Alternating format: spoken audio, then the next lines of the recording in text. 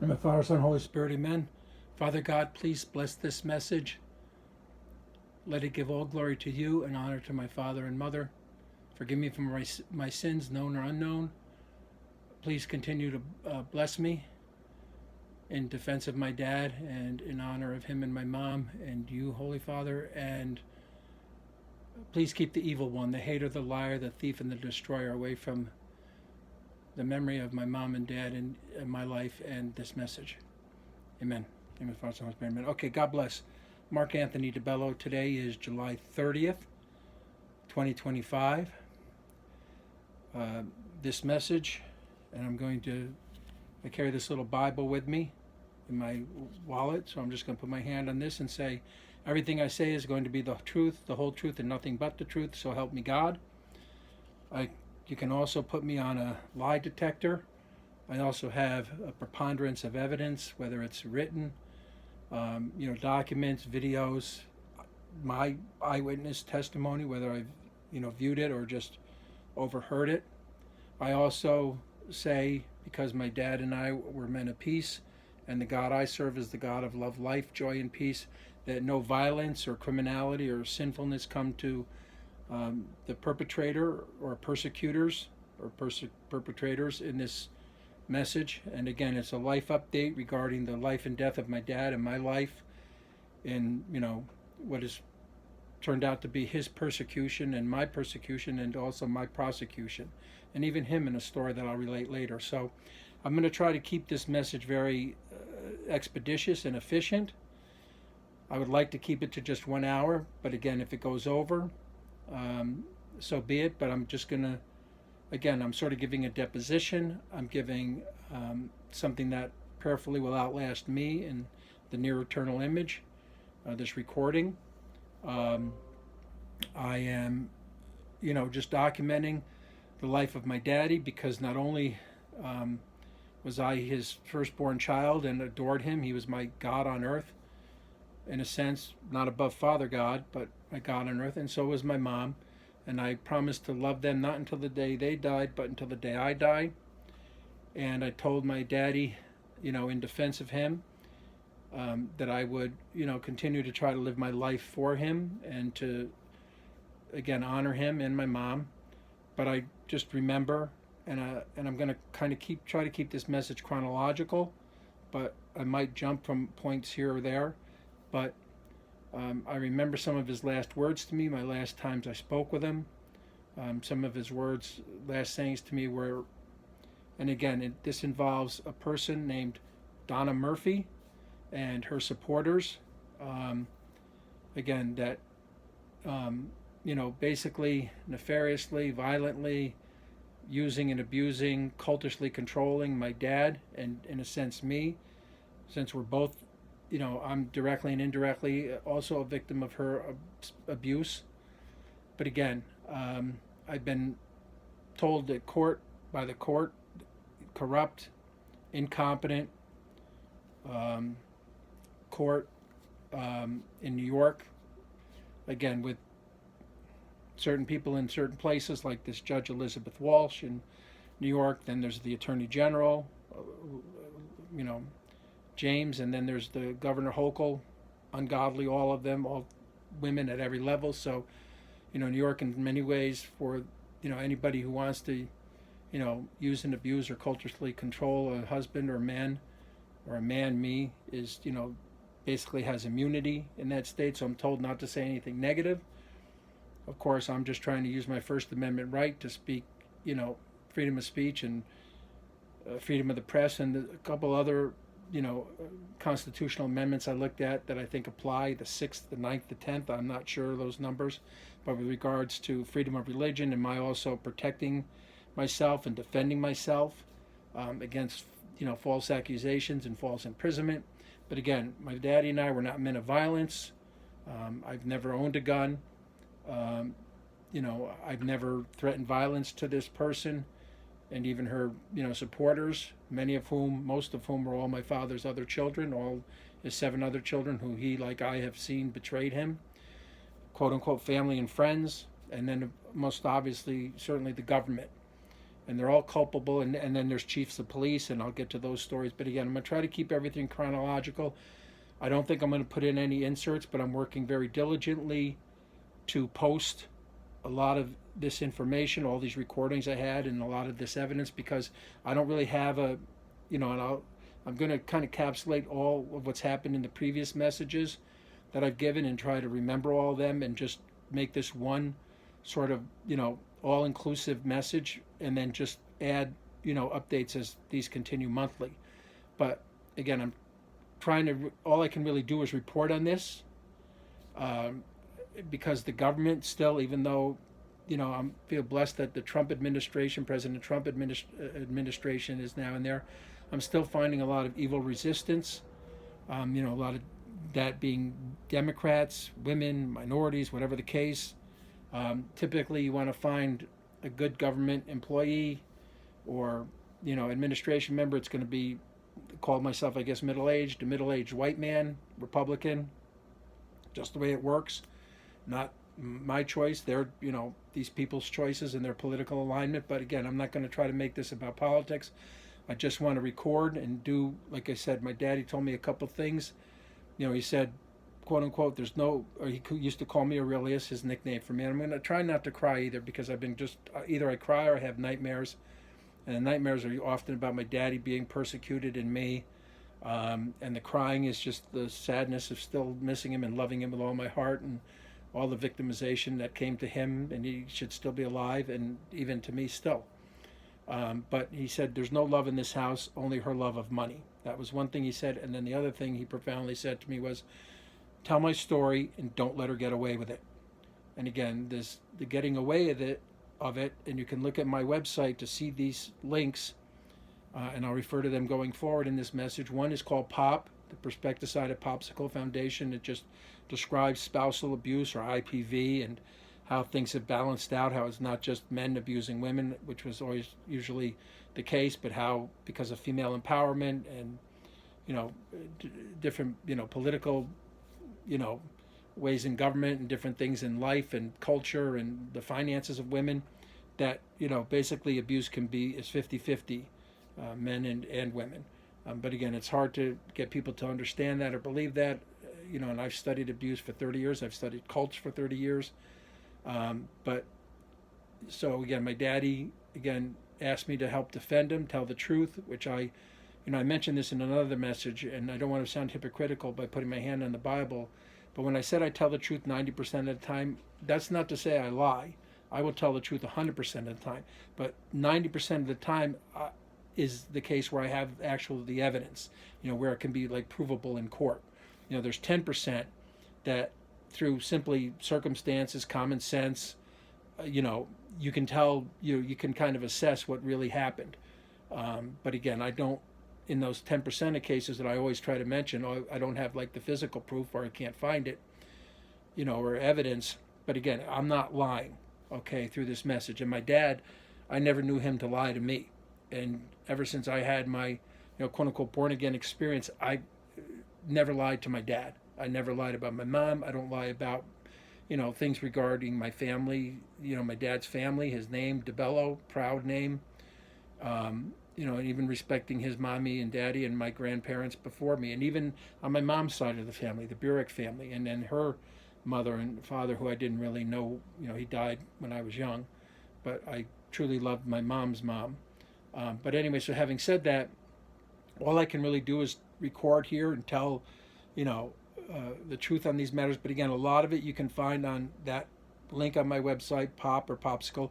There's also under projects, you can click, there's a red eye there. It's sort of the symbol for what I call a cult of one, which is now, I crossed out, a cult of none, because my daddy's no longer with us. He was a victim, and I'm still trying to keep myself alive through false accusations, false imprisonments. I could meet with a nefarious death. Maybe somebody, comes to murder me. I've also had government agency falsely report, the Secret Service falsely reported to them, somebody reported to them I was a threat to the government, to President Trump, which is absurd and totally incredulous. Also, Satan could attack me. I've had, suicidal depression before, through such victimization, and which leads to different things: loneliness, isolation, loss of esteem. And it's a spiritual condition. It's not that I want to kill myself. I have to try to keep my daddy alive, and I want to, him. I'm the greatest work him and my mom did, the greatest creation. I destroy myself. I destroy them, and the memory of them. And again, I don't really have, a lot of people in my life right now. I do have a male friend who he knows who he is. Has been a trustworthy friend a good friend for a long time. And there's a female I know who's, befriended me after my dad's, funeral, and I'll get to that. And she's been pretty good, godly, and helpful. But again, I've always kept to Father God myself and my work on the internet. But again, my mom was my life for 21 years, and then my dad was my life, for 43 years or 42 years after that, twice as long as my mom. Now, with him gone, and I've said this before, again, I try not to be suicidal, and I do want to also point out just something here. And I'll relate again these stories, trying to keep chronologically, but spiritually attacked by Satan, especially if I'm imprisoned, it's very hard to not want to kill yourself. I mean, it's just very difficult, and I try not. I haven't done it yet. Obviously, I don't really want to do it, but in a sense, to me, I'd rather chase my parents' spirits into eternity than live here with the evil people on earth. I mean, with my mom and dad, and I told my daddy this, I mean, he was my world. I mean, as soon as I can complete my work and get packed up and try to find a place for my belongings, I have no real joy in staying around. I'd rather try to find my parents in eternity. This world's an evil place. You tell truth and you tell godliness to evil people, that's ungodly to them. I mean, evil people associate with evil people. 90% of the world, in fact, probably 99.9 is evil. So to them, it's okay when people do criminal things or sinful things. That's not a crime or a sin to them. So what I have left, and I want to make note of here, is, and I tried to get one done. I can't really afford one now, and one of the agencies I dealt with, as I figured, would, betray me and didn't follow through. But I'm trying to get a will legally drawn up. But according to what I was read on the internet, that piece of paper in my abode or dwelling at the time of my death, if it should happen, sooner than later, I truly want my will to be followed. And that's officially, I guess, makes it official if it's handwritten, and there's a couple other things you have to write in there. But primarily, I want to make certain that, the one my father called the pig whore bitch doesn't get any of my belongings. Certainly, she would be after anything down to the last penny, just like she did with my dad. And then any of my father's children.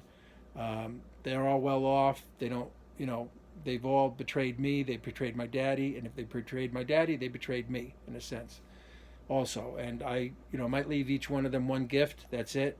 But none of my intellectual property, none of them can be trusted. They all have an evil spirit in them. One had a little less, one named Julie, than the others, but she's still, if I had to assess the whole thing, she's only got 1 point and all the others have 0 on a scale of 10, if you want to put it that way. But I had to, estrange myself from all of them. They're all been nothing but destructive and deadly to my daddy and me in the end. But I just wanted to make note of my, last will and testament there, because we all have one day left to live. We just don't know what day that's going to be.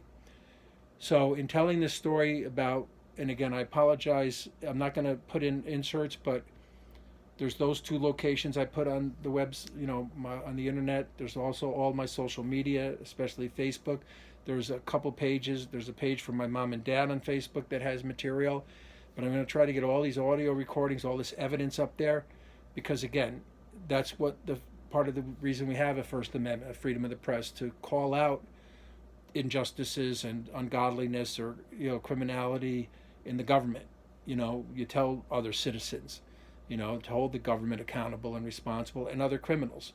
There's, when a judge says to me at some point, you're not allowed to say anything negative about this Donna Murphy. So is what, reporting a crime negative? Is defending my dad's life negative? Is defending my own life negative? Is telling the truth negative? I apologize if I already said that, is, you know, when you commit, like, whether it's libel or slander, whether it's threats, elder abuse, um, things to that effect. Now, see, she knew this person when, and I'll get to the story, that when she met my dad, that there is this, you know, I've heard more recently than earlier, how spouses can't testify in court against each other, and that is going to come up when I mention this case of Bingo City later on here in this message. But also know how that if she could get my father's last name, which she repeatedly spelled incorrectly, which you're with somebody 30 years, you can't spell D small I capital B as in boy ELLO, use lowercase b. You don't even know, the irreverence and disrespect to spell a proud Italian tradition last name improperly, on I don't know how many other forms, but on social media, on Facebook, I mean, that should tell you everything right there. But having said that, so all I can do is report on these things, and so on social media you'll see that, and I have to find, like I said, a spot for these recordings and a lot of the visual evidence, and I'm giving my testimony now. So, and I'll repeat probably a couple things from the last messages, but I'll keep them brief and succinct as best as humanly possible. So let me go to the beginning at this point. Again, the story of my dad, born November 28th, 1932, to Italian immigrant parents. His father worked as a janitor and a laborer, very hard work in a paper plant in Mechanicville, New York. My mommy, one of her parents was a Polish immigrant. The other person was here earlier, but also an immigrant, Polish. My dad was a Korean War veteran. He worked as a general manager at a radio and TV station in upstate New York. My mom worked for the phone company. My dad was the youngest of six. My mom was, I think, the 12th of 13 children. My dad also was a promoter, and you can look on my website under projects and you'll see a documentary I did on my dad called The Promoter. Worked with Johnny Cash, Elvis, the Beatles, Frank Sinatra, and I'll tell that again in chronological order. But again, I apologize if I can't put in all these inserts to match, but you'll see I have all of this documentation and evidence and images and visuals and such. So my mom was at a beauty pageant. My dad did something with the beauty pageant. I don't know. I think he might have been a judge. They were married, I want to say in April of 1959. I know I have the article, but I don't recall. I'm going to say April 11th I think April 11th, 1959. And my mommy was born February 11th, 1936. And then I was their firstborn child. I was born December 18th, 1960. So basically conceived in March of 1960, 9 months later. And then they would go on, to have 7 other children. And my dad became, was always, very godly, just like my mom, intelligent, hardworking, creative, charismatic, comedic, loving, peaceful, joyful, loved life, loved animals, loved the planet. And so they, began to prosper, not only financially, but with their family and my father's homestead, and, was really, I guess you just want to say, the American dream. Until October 18th, 1982, 7 p.m., my mommy lost her life after 2 years of terminal illness with pancreatic cancer. My dad did all he could, spent as much as he could to try to help, let her live her remaining years in comfort. But it was truly devastating to me, all of the family, but mostly to my dad and mostly to me. My mom was my God at that time. My mom was my world. And my mom loved me just like my dad loved me more than any of their other children. In the end, for my dad, and from the beginning to the end of my mom's life, and my mom and I were, mother and daughter, but best friends mother and son, but best friends as well. I mean, she was my everything. So, and again, I'm not trying to make this story about me, but I think it will help in the context. I became what I called slow suicide for like 10 years after that. I, you know, a lot of drinking, a lot of drugs, a lot of promiscuousness, whatever I could to just, escape and just emotional, not have to deal with it. The loss. My dad and I sort of were at odds with each other because we were so much alike. We would butt heads, if you will. But I knew he still loved me, and I always loved him, and he was my daddy. I had to love and respect and revere him because I wouldn't exist if it wasn't for him, and he was the best father a kid could have. But he gravitated more to his second-born child, Joseph, who he would also do like everything for. And I'll get to that part of the story in a little bit. So about 10 years in, on March 3rd or March 5th, 1991, I had a healing experience, an exorcism actually, with a priest named Father Ralph Diorio. And I would later work with somebody who does sort of the same things that Father Diorio did, named Benny Hinn, Pastor Hinn, and I worked with him and met with him and, did some things with his ministry, but sort of, laying on the hands and the healing and exorcism, demonic possession. So for a long time after that, I didn't drink, I didn't do drugs, I didn't take aspirin, nothing. I didn't have sex. To this day, I still don't, take any drugs. I don't drink. I haven't even taken aspirin. I've been through, been shot at. I've been at, was actually, shot at, hit by automobiles. I have a knee that needs surgery, I think.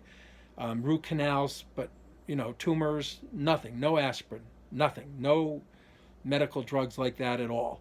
And no drinking, nothing.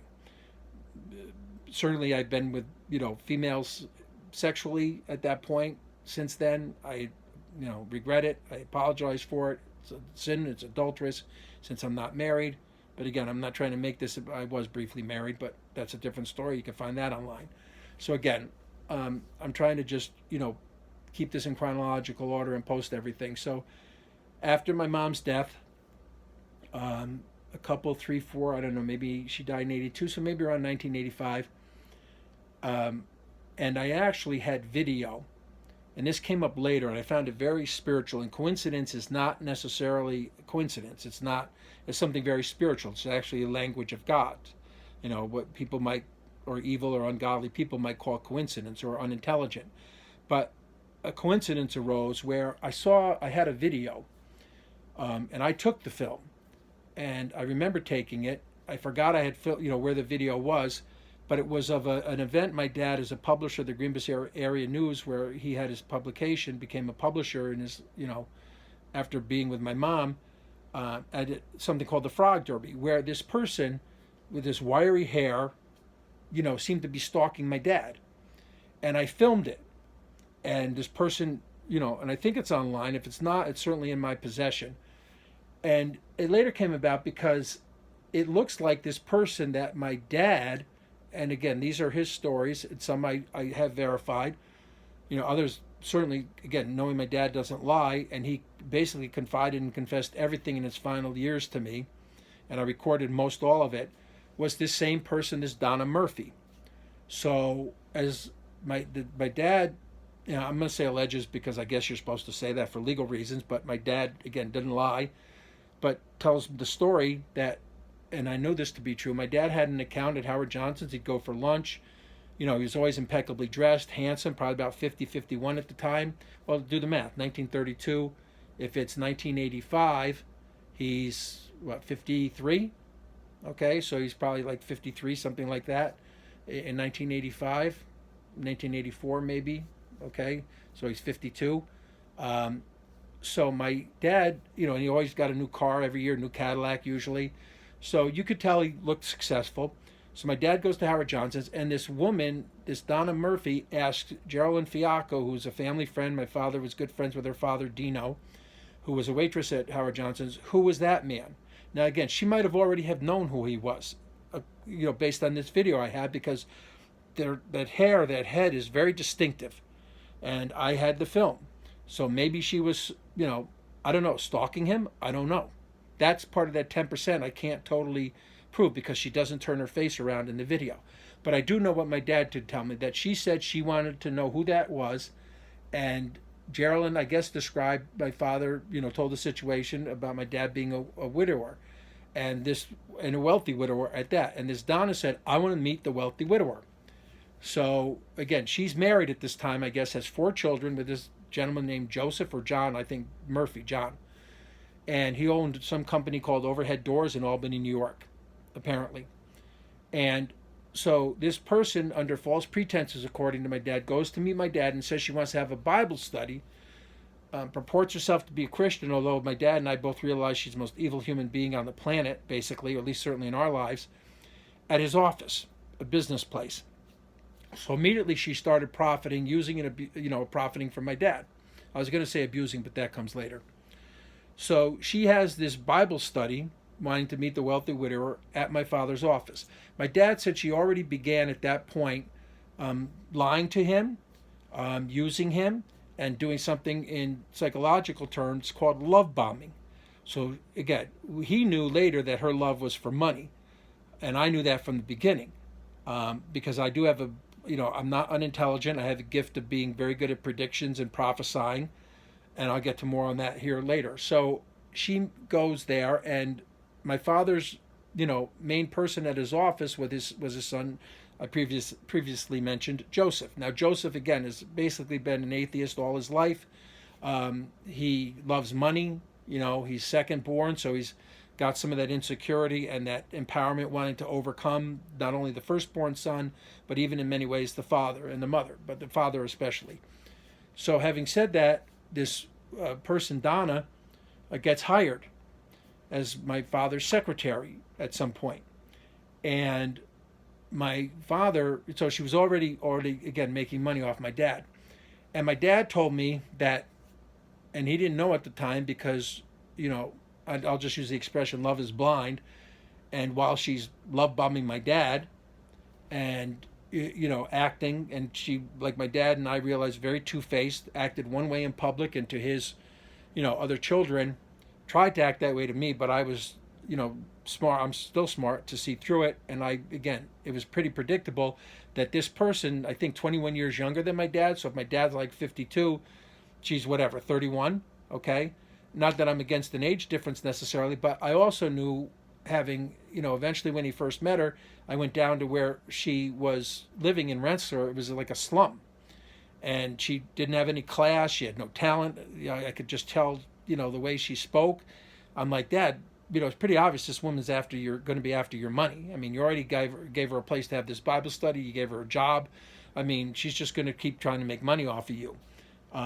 Again, prophesying and predicting. So having said that, so she gets in there with my dad, and eventually, according to my dad, they start up a romantic relationship. Now, I don't know exactly when that started, but according to my dad, he said that, and again, he found this out, I think, after they were married, so she could have this spousal testimony protection that I mentioned earlier. She made it happen that when she met my dad, this Joseph Murphy, her husband, actually died a short time after they met. He was, according to my dad, a gun expert, owned 3 guns, was a hunter gun expert, time aficionado. I don't know, I threw the word time in there. But he dies in an accidental gun shooting. Now, apparently it happened in their kitchen where he was living with this Donna, but she was there with him.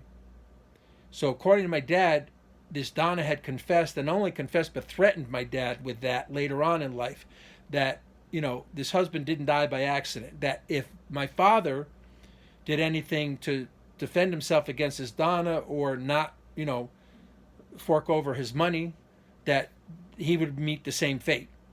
And I've heard her threaten him like that, and I'll get to that later. So she said she did it, according to my dad. He alleges, he confided in me, quote unquote, to make a path for her to get to my father.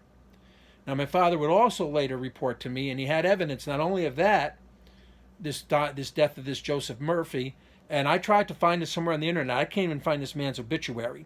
So that's part of, again, I'm trying to get investigated, but again, I can't afford a lawyer. I can't afford a private detective. I've asked for the help of his wealthy son Joseph, who wouldn't give a nickel toward my father's defense, wouldn't give a nickel to me to even eat.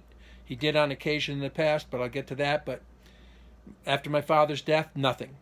In fact, could care less if I was jailed, dead, homeless, broke, and certainly didn't defend my father in his recent years. He only kept sending her money to support her using and abusing my dad. But I'll get to that. So my father told me that he had evidence that not only that happened with this Joseph Murphy, but that this Donna and her sister, and Ann Murphy, I don't know how they have the same last name, who my father said is also an evil, despicable human being, and he couldn't stand her. Although the obituaries she wrote said otherwise, which is, again, another irreverent, disrespectful thing. But I'll get to that again. But that in a business transaction, and my father said he saw it. He's like, Marcus, I saw it. I mean, I'm not lying. I don't make this stuff up. And again, why would my dad lie? He's got no reason to lie unless it's a cry for help, or he was, just insane, which he never was, or just demented, which he never was. I mean, but he told me with truth and passion and a lot of credibility and multiple times that there's, in a business transaction, there's Donna and her sister threw a man out of a 9th-story building in California to his death. Again, it's very hard to find. I can't seem to find it. So that's why I say, I don't know if that's the God's honest, dead-on truth. But again, I know my dad, and he lived in, he was in fear for a while, obviously through this. He had the evidence. She kept disposing of it, kept threatening him if he exposed her. But that's my dad's testimony. Now, the reason I mention that, because I'm going to get to a story here about a police chief where my dad reported this, and I've mentioned it in the past. So now my dad realizes that the kind of person, that he's living with, and he wanted to get this confessed and confided it in me before, something happened to him or before he died. And again, this is why, this person wanted to make sure she married my dad, not only to use and abuse him, but to make sure she was criminally protected.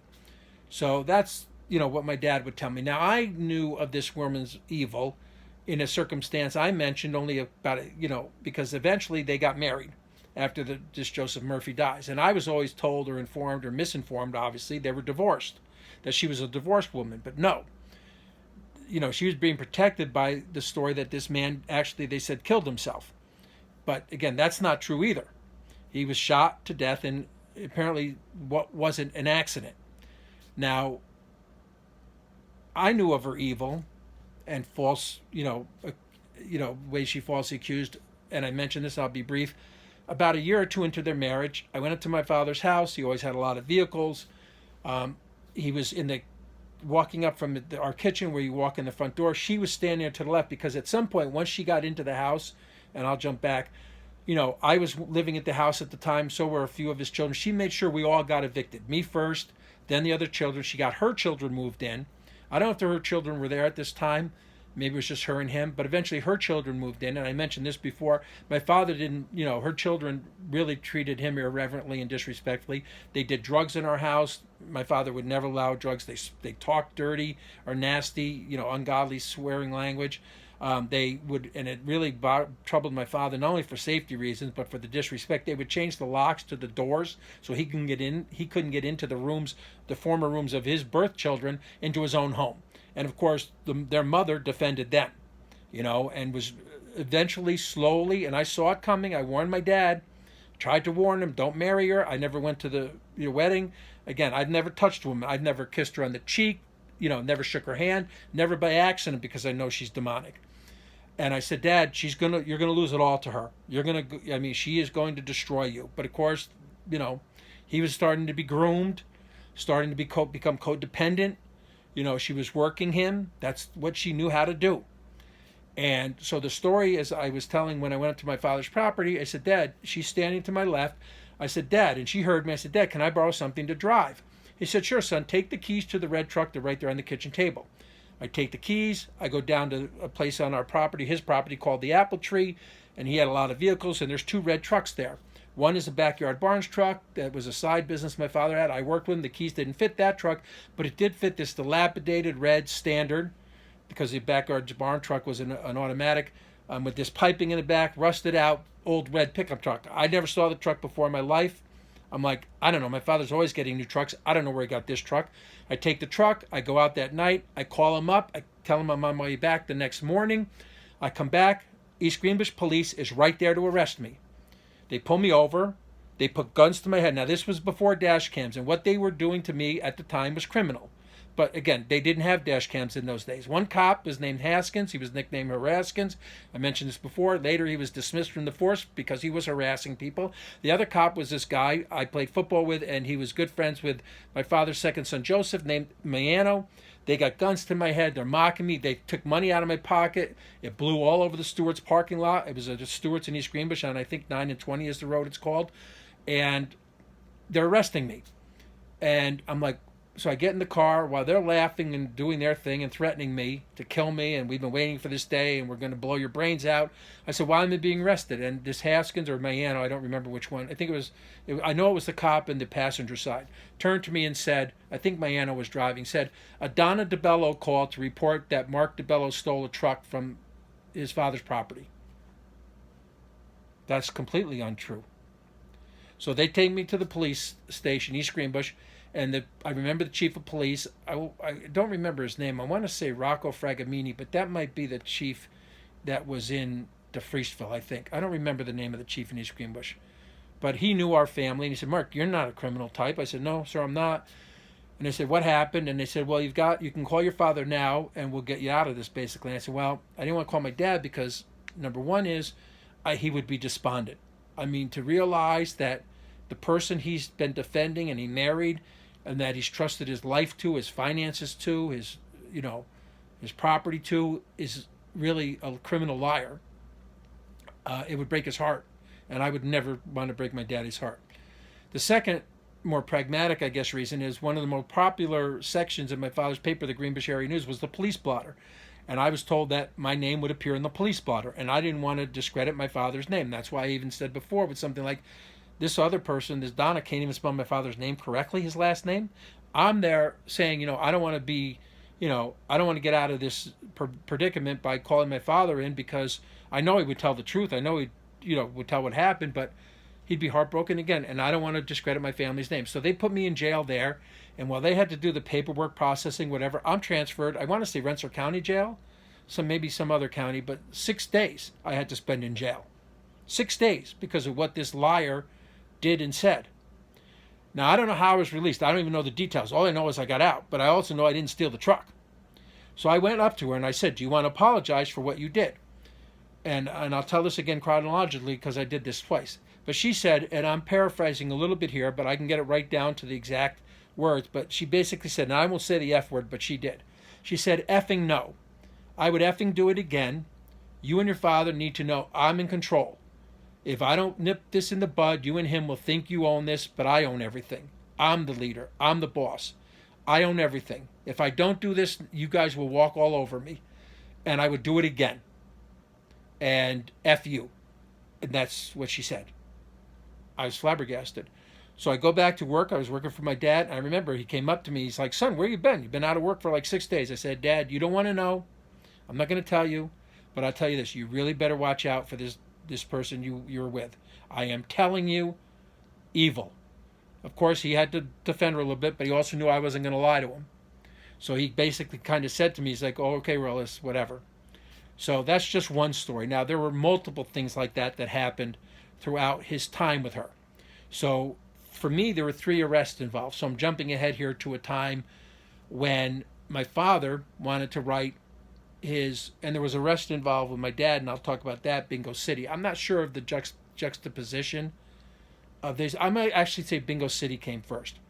So another video you can see on my YouTube, and again, look on my webpage, whether it's under Pop or Projects for a Cult of One or my YouTube, and, recordings of my daddy, his testimony and my overhearing conversations, and her in a conversation totally berating my dad, but I'll get to that.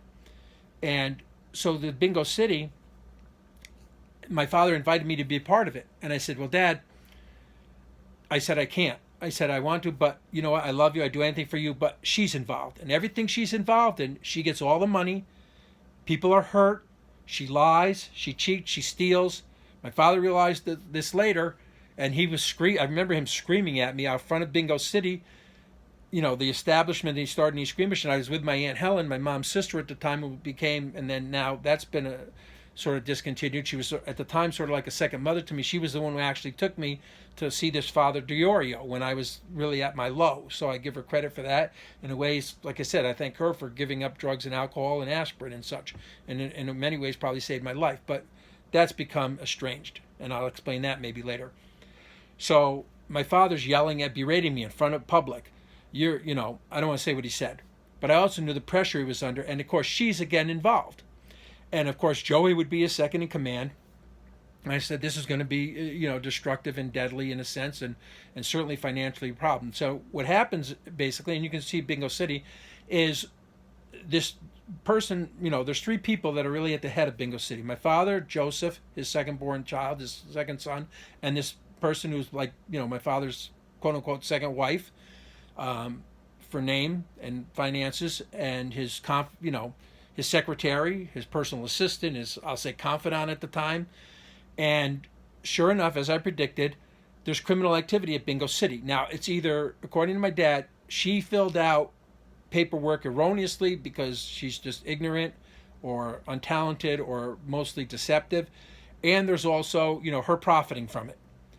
And my father had, when the police and law enforcement and such came to investigate, they pointed the fingers at my father and Joseph. My father immediately had to protect her, started protecting her. He didn't have to, but he chose to.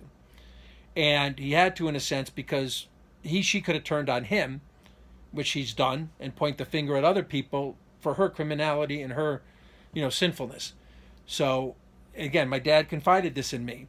So if you watch Bingo City, the storyline basically goes, she's the one who caused the trouble at Bingo City, whether, by accident or on purpose or a combination of both. And Joseph, because my father, is basically ashamed and embarrassed and knows who he has to protect, and also kind of has to protect Joseph in a way, because Joseph is trying to point the fingers at the government, like they're being falsely persecuted, and he's quote unquote defending his family, which for some, and I know the reason. My father said later, like, Joey thinks this Donna is a good person.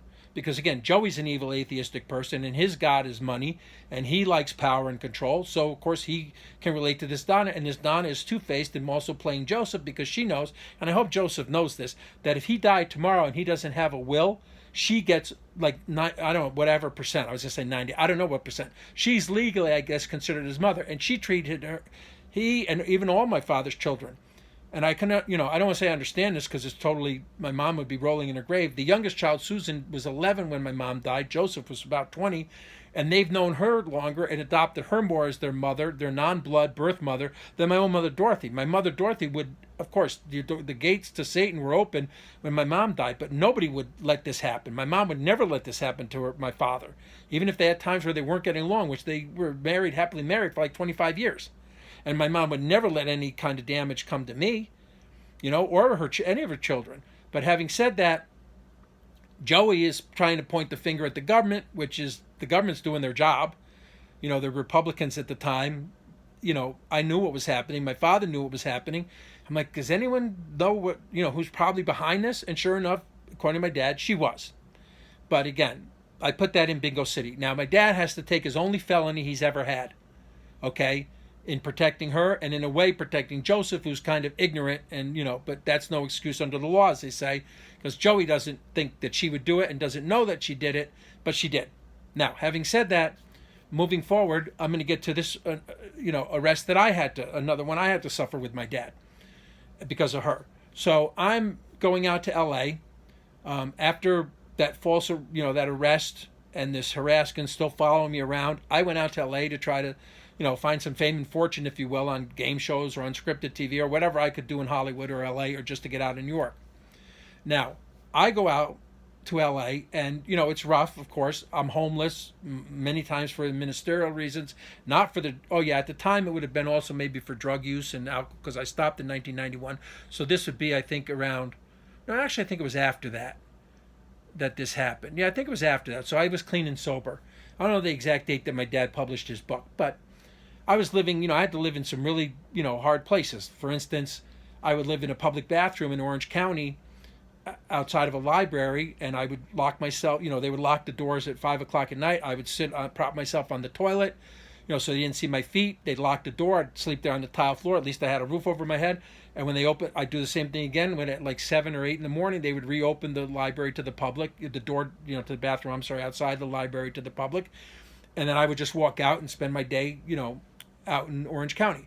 But I'd go back there. I lived there for months because I had nowhere else to stay. I had no money. I didn't have a car. I also lived for a short time in a tractor trailer, what I thought was an empty one, the back of a tractor trailer truck.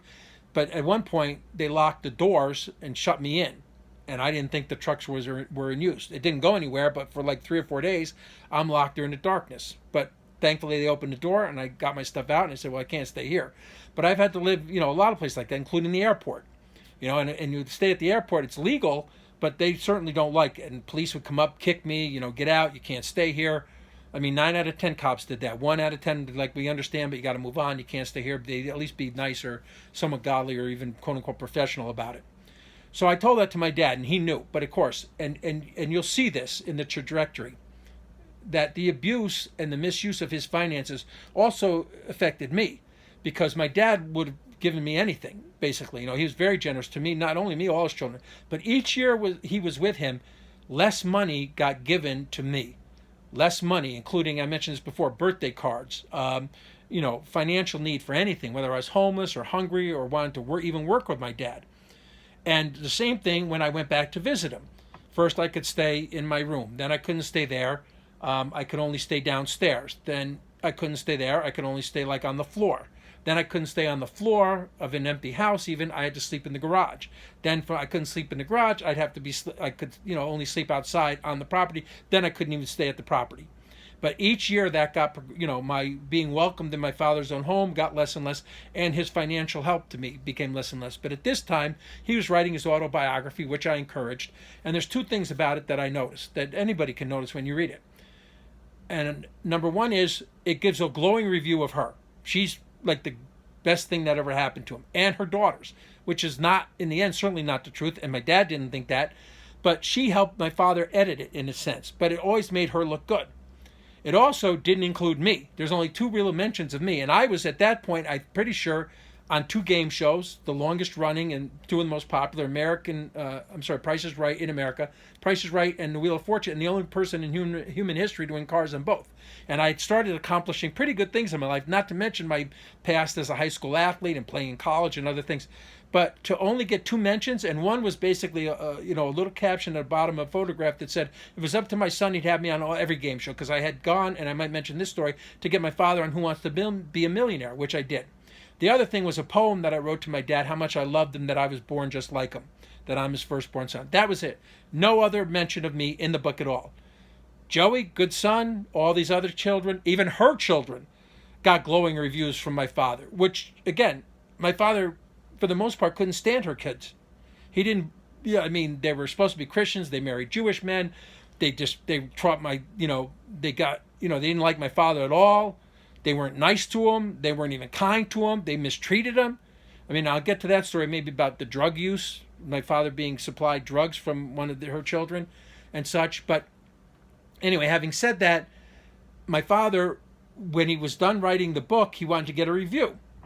And he was going to pay $1,000 for it. Now, she's spearheading the whole project, again, as usual. She was controlling everything, that and always profiting. So I said, no, Dad, why don't you let me write the review? I'll do it. Instead of paying $1,000 to this company, Kirkus, who's basically a Jewish company, and they're not going to give a review. I'm not trying to be anti-Semitic or racist, but I'm just saying they're not going to give typically a review to a Christian Italian man, a good review. I said, I'll do it for $500. I'll give you a glowing review. I go to the library. I'm on the internet every day. I'll make sure you're all over the internet world and a positive review about your book. No, she wants to go to Kirkus. So I can't even get $500 out of my father. So that led me to go to a hotel where, I wanted to simply either get a shower or a night's sleep, but I didn't really have the money. But there was a nice woman, because the shuttle would go from LAX to this string of hotels. And this woman who was the manager would let me stay in the hotel, like for an hour or 2 or whatever, and just kind of freshen up and do whatever. She knew I was homeless and suffering, and she would allow me to do that. So when my father broke to me the news that he wasn't going to, even send me $500 to write this review because I wanted to work for it, I didn't want a handout, I was despondent. I found a suitcase, not downstairs, but on one of the levels. Okay, God bless. I'm sorry. The storage became full, so I had to interrupt. But going back to this story about this credit card in LA. So I went to a hotel next door, picking up from this story, and foolishly I thought, well, to figure out if the credit card works or not, I should try it somewhere. So I figured I'll try it at a hotel room, so I can get at least one night's sleep. And when you're homeless and desperate and destitute, you kind of think that way. And again, it was wrong thinking, obviously, but I ended up doing that, and next thing I know, the police are, arresting me, and I'm like, okay, well, I understand. Um, you know, I didn't think I was stealing it. I thought it was abandoned, so it was reduced down or whatever. But it was all off of this emotional issue with my, her and my father. So I have to go to jail. I think I was there like 10 days in LA County jail. It was terrible because, and it came out later, LA County was very, you know, I don't want to, what's the word, where, cruel and unusual punishment. I mean, they would put a room, we were in a room where like you could only fit 50 people, okay? And they'd put 100 in there and keep you there for hours. I mean, later, I tried to report it, but of course nobody wanted to listen. But thank God I knew somebody in a ministry. They took me into this ministry. I had to serve, be in this halfway house, these ministries, whatever, to reduce my time. But they, I don't know what the final determination was in the criminal proceeding, but it's in my past. And, but again, it was a dumb thing to do in a sense, but you make mistakes like that. So that's the second arrest story. But the third one, more directly, as it involves being with her, and I'll get to that, the third one, but let me kind of go in chronological order. So after that LA experience, I was disenchanted, obviously, with my dad, and I saw things in his life start to go down. Everything she got him involved in, only profited her or didn't profit them at all. I mean, the only thing he did that, like I said, profited him was Bingo City. After that, he tried to build homes with her, nothing. Now, all the while, she's out doing her own job type of thing. She worked, apparently, well, I know she worked at Emma Willard before she met my dad, which is where this family court judge, and I'll get to this protection order thing, which people might know about, that wasn't for some reason considered a conflict of interest, or at least my lawyer at the time didn't want to bring it up. Then she was, again, started making money off my dad. Then even while with my dad, worked at a clerk, I guess, at a church, but was either fired or quit. And that's not, I don't think that's very, credible that you'd want to quit on a church or get fired from one. She also worked at, as a babysitter, which my dad said was really just a ruse for having an extramarital affair later on. But again, her just making money. She worked for maybe a couple weeks at DoorDash. That was it. And then and I'll get to this later, and my father had asked me, she had said she was going to be his caretaker or caregiver. I keep saying caretaker. They're kind of, similar to me in a sense. But was even just willing to volunteer at a place called Proctor's Theater in Schenectady, and just according to my dad, so she could meet her next victim and meet other rich men. And my dad said she did meet a wealthy woman there and was hanging around with her, but again, neglecting my dad. But I'll go over to that. So after the LA experience, again, I see everything in my father's life financially, profiting her and losing him, and her treatment. I did this before. As her profits went, like she started here, my dad started here profit-wise. His money went down, and his net worth and hers went up.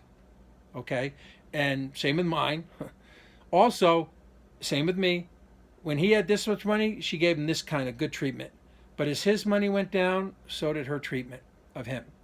So later, my dad, and I have video of my dad looking out on his property. He's having this, he breaks off one of his, plots of his property. He sold, I think, for $40,000, and he said he should have gotten $100 for it, but he was, in a way, himself desperate.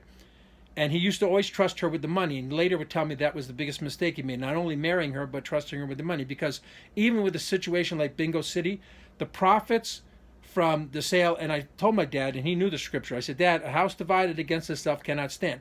You're going to become, in a sense, addicted to selling off these properties to support her. Because, see, she kept spending, living a lifestyle that kept increasing, and my father just wanted to enjoy his life. He lived a high-class lifestyle, if you will. He earned it when he was, running this publicly traded company called Hospital Newspapers Group. But I said, Dad, you sell one property, you're going to sell others. And sure enough, he did.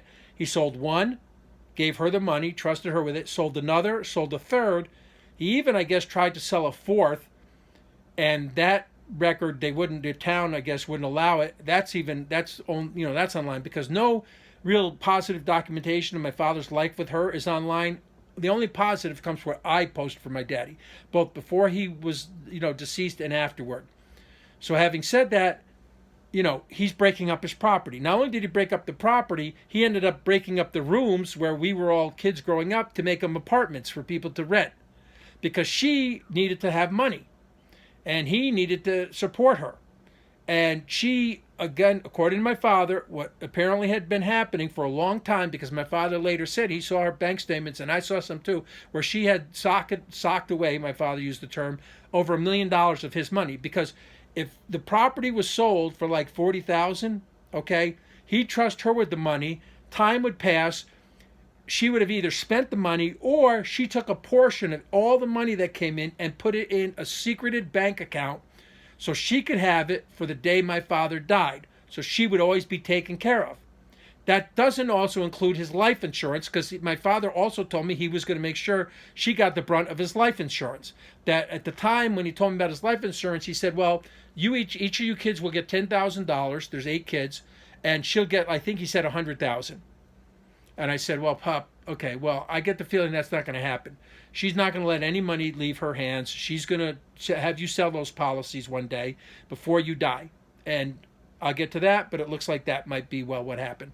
So again, my father breaks up these properties. It broke his heart. He didn't want to have to do it, but he had no other way to make income, because her job was really just profiting off my dad. He didn't create anything really new. He couldn't profit with her.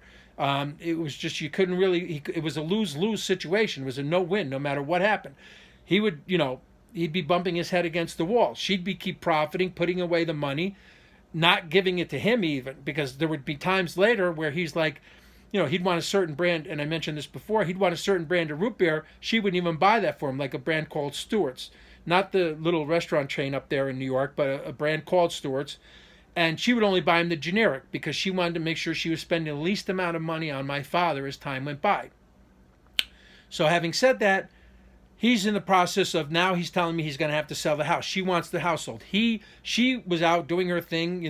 My father was last on her list really throughout. She appeared that, he was first. But usually it meant if it was a free paid vacation, or if somewhere she wanted to go, or it benefited or profited her, even with her narrative of like saying, she was the caregiver, my father had dementia, Alzheimer's, whatever. But all the while, she was just, she didn't want to have to take care of my father. And in later years, he'd become burdensome to her, needy, whatever. And that happens to the elderly. But around the time he sold off these properties, like, she doesn't want to live here. She wants to live closer to her daughters. She wants the house sold. He does all the work, trying to maintain the property. He's getting older. All us kids used to do all their chores. We maintained the house. Even when she first moved in, I remember being up there mowing lawns, helping out, doing whatever my daddy needed for my daddy, not for her. But of course, she took advantage of it. And so having said that, he wants to sell a house. Now, that house was a part of me, to be honest with you. It was part of our family. My dad lived there 50 years. He built that house. We built that house from scratch. I remember, even on a rock pile when I was, I don't know, whatever age we were building the house, either 2 to 8 years old. The rock, no, not 2, probably like 5 to 10. A rock, Joseph, I keep mentioning, drops this rock on my head. I mean, there were times we'd mow, we'd get like, the spiders from the crab trees in our hair from mowing under these crab trees that were up the left side of his driveway. I mean, splinters from chopping wood, a lot of injuries, you name it. But it was all for the good of the family and the house, especially, certainly when my mom was alive. But when she was alive, she did it like she was the princess. You know what I mean? Like, you all beholden to me, you maintain my property for me. And all the while, we're not getting paid. Nobody's getting paid to do this. And she, again, my father said at the time of his death, and I'll get to this, she had over $1 million of his money in her accounts. He saw the evidence, he saw the proof. He tried to show me, but she wouldn't allow it. And I'll get to that part of the story later. So having said that, I said, well, Pop, I'll try to help you not sell the house. And I've been working on 2 things. One, I was going to get the New York Racing Association, and I had was speaking with both presidents up there to get the property to be like, because we had horses at one point, but he still had a barn up there. And Brad, actually, his 3rd son, his 4th child, I guess, turned it into a studio. And that's another story where Brad I don't want to jump ahead, was estranged from his father. I don't want to mention, jump too far, but apparently, I don't know why, but I know Brad would have to go out and work because, again, all the family, I'm pretty sure, got less finances with her in charge. And Brad would have to go out and took a job as a lawn care person. And Brad, who was a very talented musician, almost gets his arm severed. It broke my heart. I'm certainly breaks his when a mowing tractor, rode over and sliced his arm. He could have lost his arm. He still, I guess, to this day has to. I mean, I'm estranged from him also, although I tried not to be. Has to always wears a cloth or something over his arm, which was torn to shreds, because he's got to go out and get a menial, manual labor job, because he can't the family cannot work together. It's her on top. My father became second, and then he came under her cultish control and being groomed by her. And we had to do whatever she dictated. And the only person who got the most credibility from her was Joey, because Joey, kind of was always serving my father, and Joey was money hungry and a good businessman. Not, I was more into ministry, and I told my dad that. And when I met, I told you this story about Bingo City. I said, Dad, I'm going into ministry. Money doesn't rule me. I love you, but Father God is my first God, and I'm going to always protect you and love you, Dad. But I told you, everything with her ends up in death and destruction and poverty for everybody but her. And again, I was prophetically right in the end. But again, back to the story of my father's house. So he's telling me this, and I said, okay, Daddy, let me try this thing with the, Naira. But again, he couldn't hear that. I also never even got to tell them about Airbnb, where Airbnb started, because she had to rule the roost up there, so to speak, and profit from these apartments, the properties being sold. I mean, and again, my dad's like, where'd all the money go? Again, she was spending it and procuring it and pocketing it to the side, banking essentially on the day he died, rather than letting him live the life he earned, or let even me, his child, his firstborn son, help and profit with him. Because my dad always profited at everything he did before he met her, whether it was, sports betting or betting the horses, or certainly business. I mean, his company was a private, publicly held, over-the-counter market company, the Hospital Newspapers Group. But she got in there, and all his companies became bankrupt. All of them. Everything he started. I'm already telling you the stories of these companies and her work life with him. And then my work life, same thing. I mean, and I'll get to this later about these protection orders. I lost jobs with the Raiders, with the Florida Panthers. I can't get a regular job because the HR department, they look and they see a protection order against, certainly a man against a woman, even, that's really, a red flag. But, all so she could profit. Now, but again, I'll move on to that later.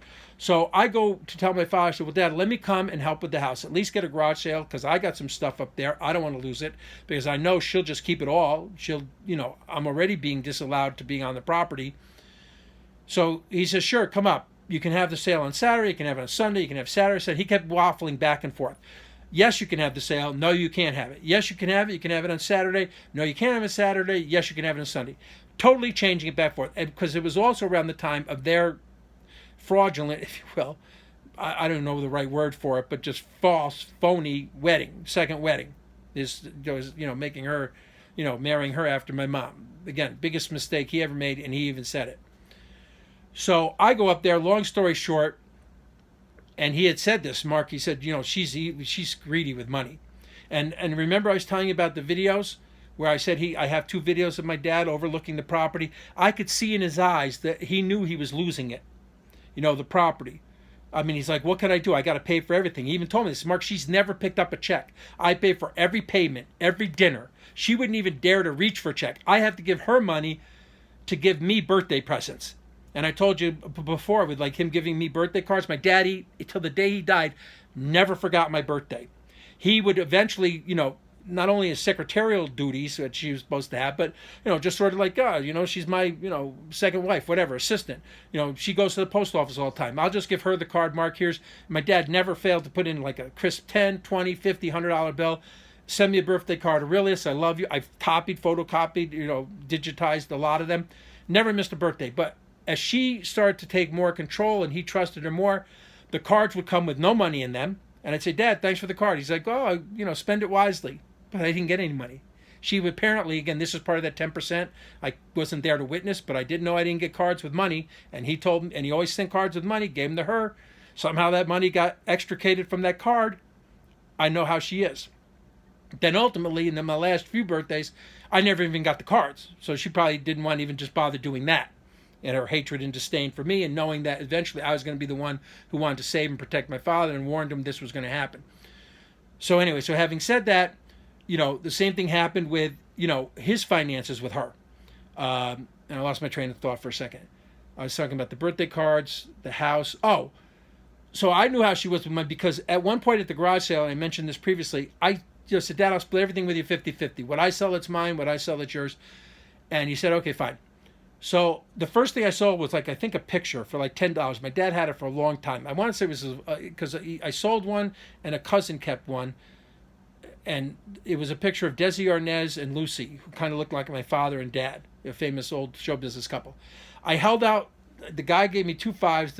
The woman who purchased this, her name was Jane. I held out the 5 for my dad. I kept 5.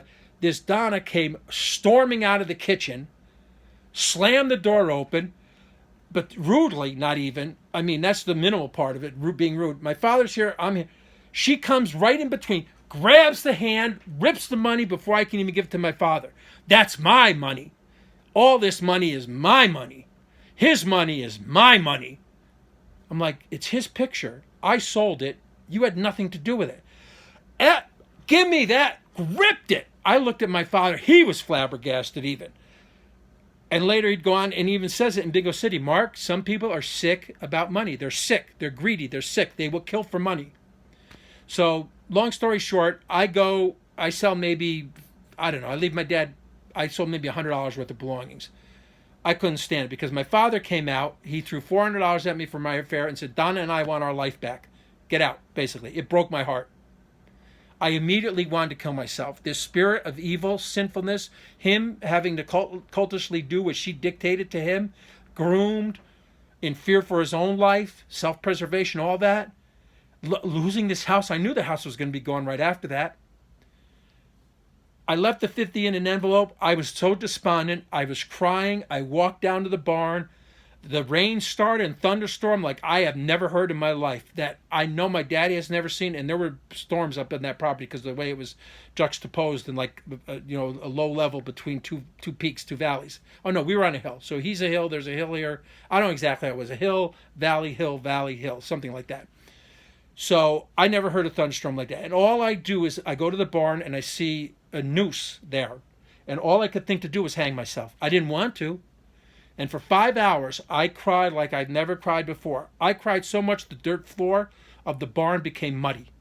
Okay? I got this pendant back later from my daddy. He sent me another one, and he must have found it on the ground. I ripped this off. He gave it to me. He said, son, it says compass, and on the back it says, son, I don't know, I'm paraphrasing, son, wherever you go, you'll always be my son.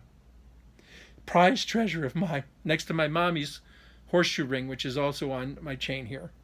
Somewhere, right here, my mommy's horseshoe ring, and my horseshoe ring that she gave me for my birthday. But I'll get to that. So I'm there crying for 5, trying not to. I'm hanging myself. I'm trying not to, but I've got the noose. I'm in the barn. I'm trying not to hang myself, praying to God like I've never prayed before. That spirit of Satan that was up at that house just wanted me to kill myself. So after about 5-6 hours of that, I'm laying there totally naked. I ripped all my clothes off. I didn't want to. I just was compelled to rip all my clothes off. I'm squirming, I'm laying there. Now I'm so totally exhausted from squirming around and mud caking me. Still in tears, just praying that God would not let me kill myself. I hear her come around the barn, and as soon as she comes, there's a big door that opens to the barn. She sees me. She immediately starts laughing. Good, says something like, good, that's where you belong. Who would say that? Seeing that, not even knowing that situation, a person crying naked in a puddle of mud, totally despondent after what she knew had happened up, higher up on the property where the storage unit was, where I was trying to get my stuff in the main house. Really? Mocking me. I was like, she'll kill me. I got to get out of here. There's a pitchfork in this barn. She'll take it and put it through my heart. She could care less about my dad, about me, about the property. I left the property. I never returned since. I had to spend the night in a cemetery next to my aunt's house. I didn't know where else to go. Blooming Grove Drive, Blooming Grove Reformed Cemetery, or whatever it's called. And for 4 years at that time, I didn't talk to my dad. I couldn't talk to him. I had to try to heal. He'd call me a few times. Son, I know what happened up there. It was destructive, damaging. I didn't mean for it to happen. You know, I'm a victim too, because remember I said about seeing those 2 videos? Here's the other video that I had saw. And again, and my father, you know, I said he's going to end up having to sell this house. But the other video I saw was this beautiful deer. My father loved animals. So did my mom. So did I. Beautiful deer prancing out into the field. And she's in the kitchen, and my father's telling her, come, look, come. He's all excited. Look at the deer. He'd put a salt lick out there for him. Look at the deer. Look at it. She's like, whatever. I don't care. She could care less. She didn't care about animals. Abusers are like that. And I knew that because little Nugget, our little boy, Golden Nugget, and little Nuggy Buggy, my dad and I loved. She's the only person I ever saw kick Nugget. Nugget went to get on the table to eat where we used to let him eat and just, you know, be part like a human. She kicked him. And I remember, because I was, wherever I was living, my dad called me later, said, Mark, Nugget's dead, but the good news is Donna's down here burying him. Oh, that's good news, Dad? On the property. I go, really, Dad? She kicked little Nugget. The point is, all during my time my father was with her, he had horses. Remember, he had 4 horses, dogs. He adopted a cat. I got a video of him we called Sweetness. The cat was abandoned, ripped chin. Somebody threw it out of a car, left it on our property. My mom and dad, I think my mom was alive at the time. We took it in. We all loved little kitty. All animals, birds. My father loved them. The Martin family. Not one animal in the time she was with him. Not one. And I remember myself having to save the life of a raccoon that was living under the pool house because she wanted it captured and killed. And my father said, I even said, can we get you an animal? I mean, even if it's a service animal? He said, no, Mark, we can't. She'll disallow it. And the 2 reasons why were, one, he knew he was afraid for the animal's life. She'd kill the animal. He's like, Mark, she'll kill an animal. She's a killer. She'll kill an animal. 2 was, even if it costs $5 a week, that's money for her. It's not money for an animal. So my father couldn't even have, I tried to get him my little kitty boy, to come up there. And like I said, Dad, you can have kitty boy until the day you die, and I'll take then kitty boy after that. My beloved kitty boy, I love animals. Because, Dad, you need at least a service animal. You need some company, some critter, something, Dad. He's like, no, I can't, Mark. She won't allow it. So I had, but would kill animals. Who would kill a little animal? Who didn't love animals? Wouldn't allow my father to even have one. So anyway, so that's a video I also have. Just exemplary of how evil people can be. So I knew, like I said, my father was going to have to sell the property, and sure enough, he did. You know what I got from the sale of that property? $1,000. I think he got $500,000 for that property, something like that, $600,000. I don't know the value of it exactly. I do know I helped him get 2 mortgages. I mentioned this before, or a second mortgage, I'm sorry. When I got him on Who Wants to Be a Millionaire, and I mentioned that story before. Took my father down. I said, Dad, bring me as your free guest. Don't bring her. The show gives a free guest. I live in L.A. She's with you in upstate New York. Don't involve her, please. Of course, she's got to be involved. She smells the money. She takes advantage of the stipend, the free trip, and all she's doing is riding in a car next to my father. I have to pay for my own airfare coming from L.A. And then she calls in her main supporters. Joey wouldn't be involved in it, but her main supporters, Lisa and Amy. They were culturally supporting her till the end. In fact, she even sent an email at one point calling my father and me a liar to Joey, Lisa, and Amy, and send out multiple false emails. Really? Me and my father a liar? She's telling the truth? She's the moral arbiter of truth? Not even a blood relative, a stranger? Follow the money. Criminal, in the court of law, they'll tell you, you want to find the cause of every crime? Follow the money. She got all the money. Not some of the money, all the money. All the will, all the life insurance, and I'll get to that in the end here. I got 0. I got 3 pieces of paper when my father died. But continuing the story, so that's the millionaire story. I already told that one before, and that turned out to be a debacle. I had to spend the night homeless on the grate, sleeping outside a paid-for hotel room by the show, because she disallowed me and caused such a ruckus in the room. I'm the one who got kicked out of the hotel room. So now my father's got to sell the house. I got $1,000. That's all I got. And I had to use that $1,000 to get my stuff off the property. All those years. I was with him 63 years at the day for the time he died. She was with him like 30. And I had to use that $1,000 to get my property off, my stuff off out of that storage unit and off that property.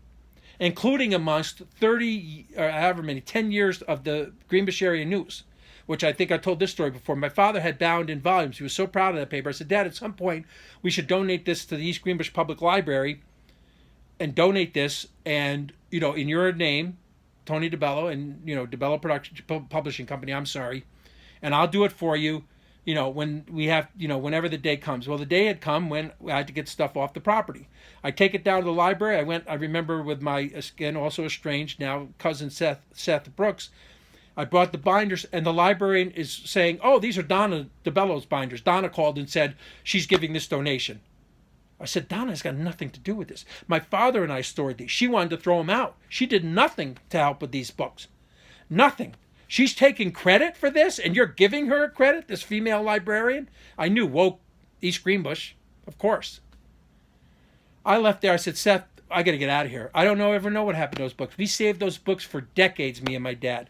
He had the publication for 10 years. I think I saved them up at that shed. My dad and I raising them up from rain, destroying them, when there was flooding up there. Like they were like archival versions of the, Dead Sea Scrolls or something. But she's got to call the library to take credit for it. Really? Knowing that I'm driving them down the library, she calls and takes credit? Here's my beneficence. I'm donating this. Oh, you got to be kidding. So I don't know. The East Greenbush Library never got the GAN. But okay, now going back to the house being sold. So I don't talk to my father for 4 years. So I said, Dad, and he's finally apologetic. I said, well, Dad, I love you, but you have no idea how much you destroyed me. Losing that house. Now he's got to move to East Greenbush where she wants to live and rent, where she's got to get the money from somewhere. So she starts hitting up his wealthy son, who's now become a multimillionaire, basically Joseph, for money to rent the house. And my father hated East Greenbush, but she wanted to be there so she could be closer to her family and all the different things she was doing, where she would just leave my father all day long. She'd make him a meal at 8 o'clock in the morning because he couldn't cook.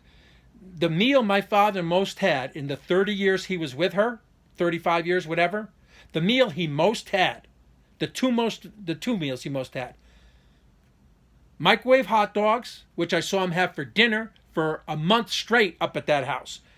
And I said to when he was living at before he sold his old house, I said, Pop, she's got to at least make your dinner. No, she goes out, she's got to make money, she's doing her thing. I don't even want to bother her. It's fine, I'll just eat microwave hot dogs. For dinner every month?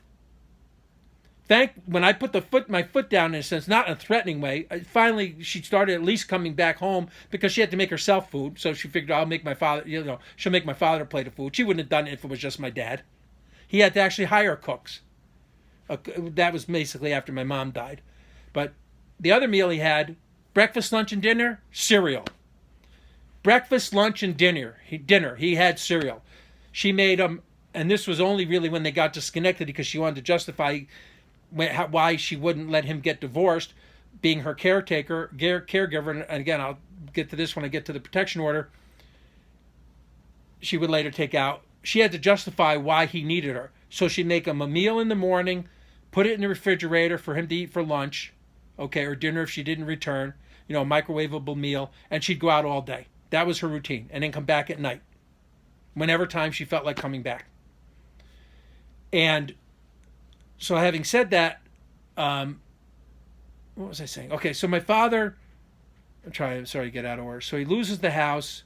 Oh, he moves to East Greenbush. He hates renting there. She wants to find ways to pay the rent and also her car payment, because at that point she disallowed my father from having a car. She sold his car so she could have her own car. He used to have at that point she got him converted to silver cars, which everything became silver. My father had the best taste in class, so did my mom, but she made his house silver, everything like an office. Instead of like my mom decorated colonial, a terrific decorator, my mom, and then switched him off to BMWs or whatever, for whatever reason she was up to what she was up to. So now she's got her own car. My dad doesn't even have his own car. So in trying to, amend this thing with my pop, reconcile, I said, okay, Dad, well, I can't come there just personally. I put God first, work second, and, I will never bow down to her, Dad. I'm telling you, what more do you need to see? She's destroying you. She's destroying your family. She got you a felony from Bingo City. She's getting all the money. She's got, she swears she's, not a nice person. She's not talented. All she seems to do is be profiting off of you, Pop. She's starting to make you codependent. I can tell, Pop. Don't you know what a cult works like? The cult leader gets all the money and basically owns and controls the victims. The family. Those who are in the cult, whatever. And she's the only one who prospers and profits and stays alive. Everybody else wants to kill himself. Or does kill himself. Or gets killed. So I said, well, Dad, I'll tell you what. Let me come back and film some documentary footage. Okay? Well, I'm jumping ahead, actually. Oh, no, I'm not. I think these are simultaneous. So I said, let me come back and I'll film lots of promise. Some of my life story with you doing some talking. Reading the book, whatever. But God is my witness. That's what I was doing. Because my dad and I both cherished video. We know how, not cherished, but just appreciated, valued it. Because we knew it would outlive us. And, and we had, it wasn't even a show business thing or a showman thing. It was just, family footage, home movies, things you'd appreciate later on in life. So I go ahead and I do that. And my dad and I start to reconcile, and he apologizes. Actually, his daughter Julie was in the car when I said, Dad, you got to apologize to me for what you did. Do you understand? Tragic enough, you lost the house. Now you're regretting it. You're crying. You live in East Greenbush. She's controlling everything. She's demanding all this money from you just so she can, live her lifestyle while you hate, you're renting in East Greenbush. So what he also did at the time, and this is kind of relation, was he said, Marcus, and I'm going to tie these two stories in. And again, chronologically, I think I'm making a little error here, but I'm just going to throw this story in before I get to the Social Security numbers. So I had my father on FaceTime before I think I came back. And he said, well, when you get here to East Greenbush, and I recorded him for a year. I said, Dad, I want to get the videotapes out of the garage you have there because she values nothing. To her, everything's a dollar sign. She doesn't, she's going to sell, when you die, she'll sell everything. She doesn't care what memorabilia it is, what memento, what family heirloom. She just cares about money. He knew that. And I said, but these tapes are also disintegrating. You got to get them on DVD. So I said, sure, son, of course, no problem. So we started inventorying them to get a head start. And I have on FaceTime video, and I would take screenshots of the videotapes. Now, one in particular said was Bingo City. And I didn't have any tape of Bingo City. And my father said, he knew the truth of Bingo City. So he said, Mark, you do what tell the truth, what you need to do. But she's probably going to put up a fuss because she didn't want, anything exposed. And he said, if there's anything really private on there, obviously don't expose. I said, no, Dad, of course not. But I know what's up there. They're home movies. They're the hospital news movies. And again, Bingo City. Now, I took all this documentation because I knew what was going to happen when I went up there. So I went to his house in East Greenbush, and I'll get back to the Social Security thing and the reuniting after. No, I guess the reuniting had to happen first. The lots of promise reuniting. But either way, let me just finish this other incident. Now I'm going to go back to lots of promise. So I go up there to film lots of promise, and he said to me, Mark, I want to give you my social. Now I'm going out of order again. Let me go back to the story about going up to East Greenbush.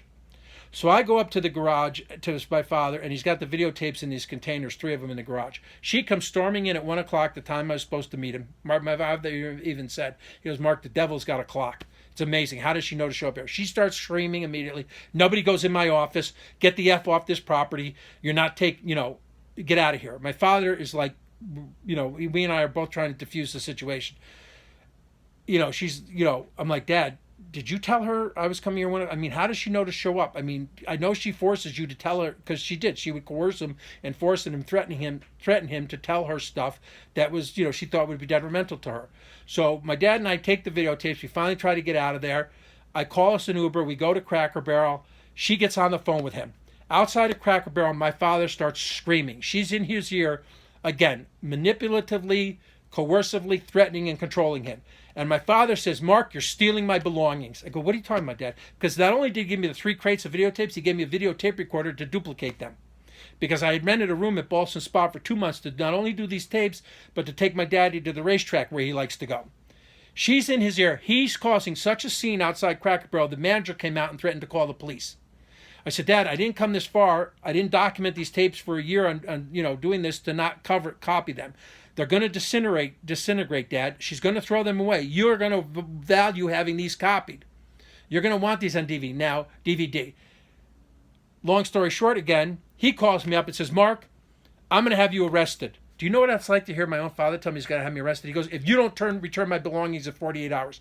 I go, there's not, what do you mean belongings, Dad? You gave me the video VCR, I'll get it back to you. Of course, I said I'll be done in like 4 days filming these things, duplicating these things. I'll give you all the videotapes, back, Dad, and I'll give you a copy of the DVD. No, of course he agreed to it first, but no. Now why? Mostly I got it, again, in that 10%, I don't know, I know her evil, in her mindset was she didn't want Bingo City exposed. She probably knew I would, do something telling truthful, documentary, style about Bingo City, and that would expose her even more. Because there's nothing else on, everything else on there, like I said, the deer video on there, she doesn't look good in all of it. Behind the scenes stuff, see, because there's two lives, and that's what abusers are. They're two-faced. They do one thing in public, and for the people who are going to protect my father, or he thinks she thinks needs to see him being taken care of, and then there's what really happens behind the scenes. So not only is he so livid that he's threatening to throw me in jail, and I knew she was going to do this, and he said the same thing. She told my father to sell my grave plot for $875 or $825, which I think ironically is her car payment. My father would never think to say that. He owns those grave plots. He purchased them for his family, for my mom, for his final resting place, for his children, the ones that were unmarried that would be buried there. Do you know what it's like to get that call of your own father saying, I'm going to sell your grave plot if you don't get my belongings back to me? Like I'm a thief? Again, trying to falsely accusing me of stealing family videotapes. Now, another irony to this, because when I finally did get them back to him, of course, I don't want to be jailed falsely. I don't want to lose my grave plot next to my dad and my mom.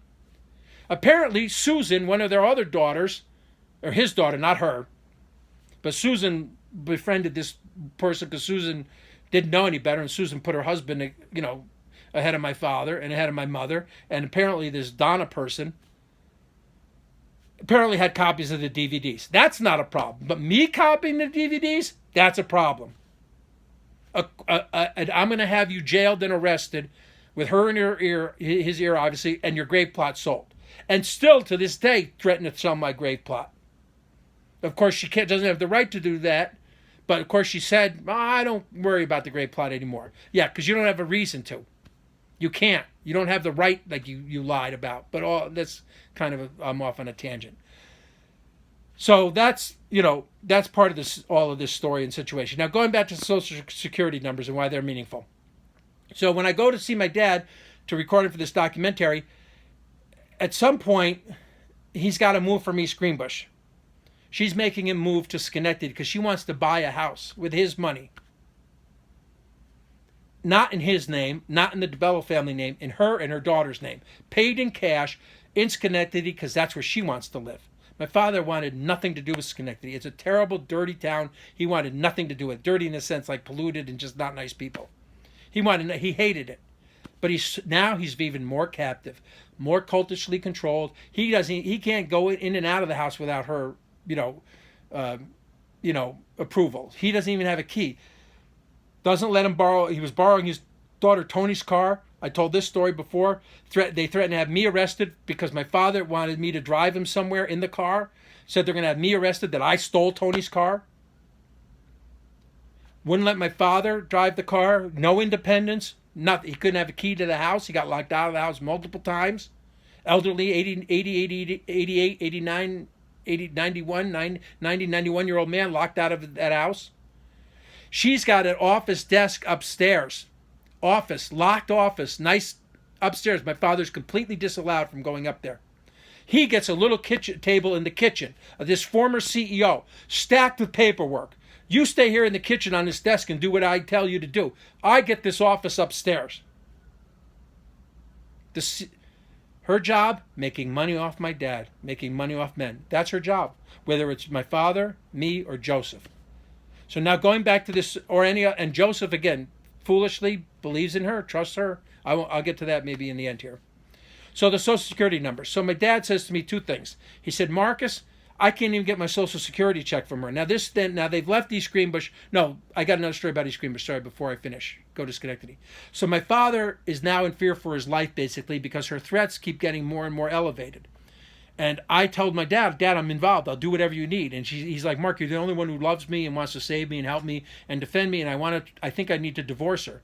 She's robbing me blind. I don't get any of my money. I don't get my Social Security checks. She takes all my money. Anything I've ever had, she's, whatever, she takes it, hides the money. I don't get it. I can't even get the root beer I like. I don't have money to go to the dollar store. I don't even have $1 to buy a lottery ticket. She definitely doesn't let me bet with my own money, football games on Sundays and the horses on Saturdays. And that was sort of, the MO going on later. No, MO was probably not the right expression at that point. But either way, so I said, of course, Daddy, I'll help you. So in East Greenbush, he goes down to the police chief. This woman, he kept calling her Angela. I didn't know her name, but I said, okay, Angela, I don't know her name. Her name, I guess, is Elaine. A woman who kept her last name, not her husband's last name. Her husband, ironically, this guy Maiano, the same cop that had a gun to my head a few decades, 2 or 3 decades earlier, and still good friends with Anthony's son Joseph. While my father goes down to report that he's in fear for his life, he either went once or twice, he told me. The first time he went, she's like basically laughing at him. Oh, Donna wouldn't kill anybody. My father is telling the exact story that he told me on the death of this Donna's husband, John Murphy, or Joseph Murphy, whatever. And I think it's Joseph again. I apologize. I don't remember exactly. And then I think my father said he took her with him once. And she's trying to tell, and she's saying, Anthony's lies. He's demented. He's got Alzheimer's. He's just making it up. It's not true. But apparently, I didn't know this till later because I would have done something more about it while my daddy was alive. This Joseph intervenes because of Maiano and his wife, Elaine, whatever her last name, Brzezinski or something. And my dad is begging to get help. Calls me to intervene, get help. This Joseph steps in and says, do me a favor. Do Joseph a favor. Just don't investigate Donna. My father, whatever. I trust Donna. I don't trust my father. I definitely don't trust Mark. If Mark's getting involved to help save his father's life or defend him, I don't respect that either. So this Joseph apparently is the chief of police because this Elaine, instead of investigating, understanding that there's spousal abuse going on, and I even think I had to call the police once for a spouse to fill out a domestic abuse report while my father was in East Greenbush. He's crying everywhere he can to all his children for help. He's constantly saying, this is getting worse and worse. He goes and reports it to the police chief, and instead of the police chief investigating, the police chief's determination is, get out of town. You and Donna leave. Now, she's not mad at Donna. She's sort of accusing my dad. You're causing a problem. I don't want to deal with this. Get out of town. Don't ever come back to East Greenbush again. A town that my father, through his publication, his life there with my mom, in a sense helped to build. Was one of the, for a long time, the most popular person in East Greenbush, and he didn't even live there. We lived next door in North Greenbush or DeFriesville. His company is GAN, promoting the high school there, the businesses there, the politicians there. And that's the jurisprudence of this police chief? Because Joe DiBello needs a favor? Joe DiBello wants a favor for his buddy Edward and this woman, and that's what you do with an abuse victim? You let him get kicked out of town and get further abused in another county, in another city? No. So I'm going to give you this in advance. It's very difficult to do something about that because, again, in New York State, the Attorney General, female, minority Democrat, will defend that woman, who I can guarantee you is a Democrat, police chief. Then you got to go to the governor. Well, the governor's going to defend the AG. That, sanctuary state of New York, in a sense. Immunity for all these people. Criminality, unprosecuted. Encouraged, in a sense. Supported. Evil gets evil. There's got to be a way. I'm working on it. In memory of my daddy, I'm working on it. Whether it's the FBI, whether it's Attorney General Pam Bondi. Again, I have other work to do, but, and it's hard because, again, people didn't care about my daddy while he was alive. They're going to care much less about him when he's dead. And they don't care about me either. They would rather have me dead. People don't want to, criminals defend themselves. They lie. Or they say, I didn't do it.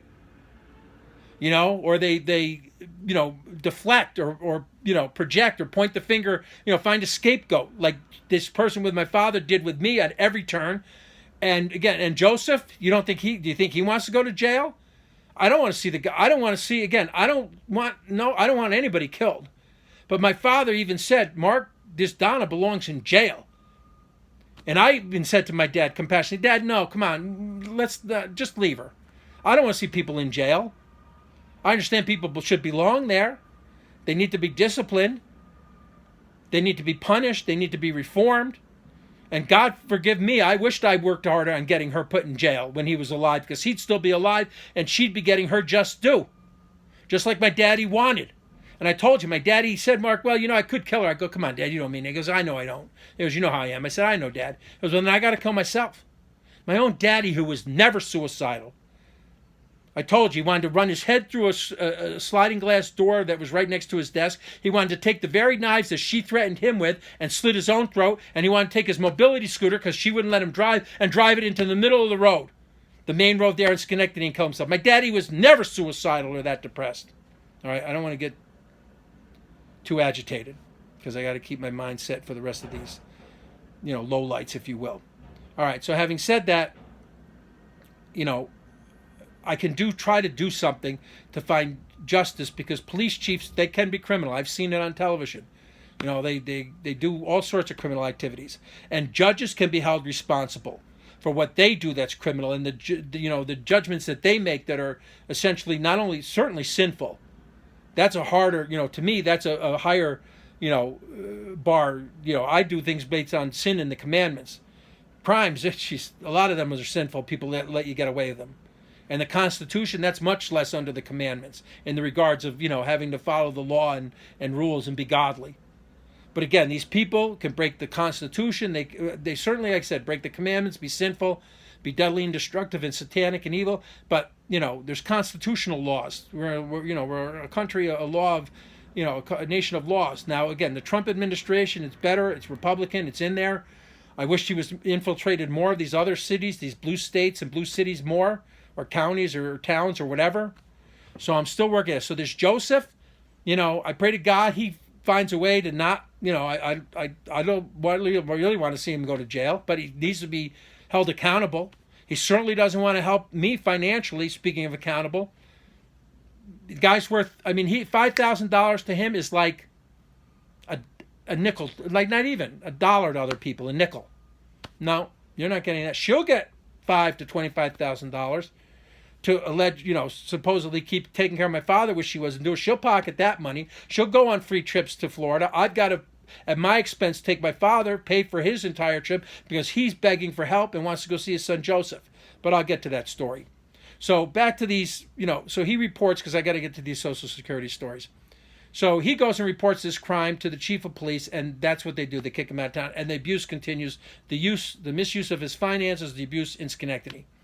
Now, with the Social Security numbers, my father, again, once he's especially in Schenectady, he's not getting a Social Security check. If it goes to the mail, she gets to the mail first.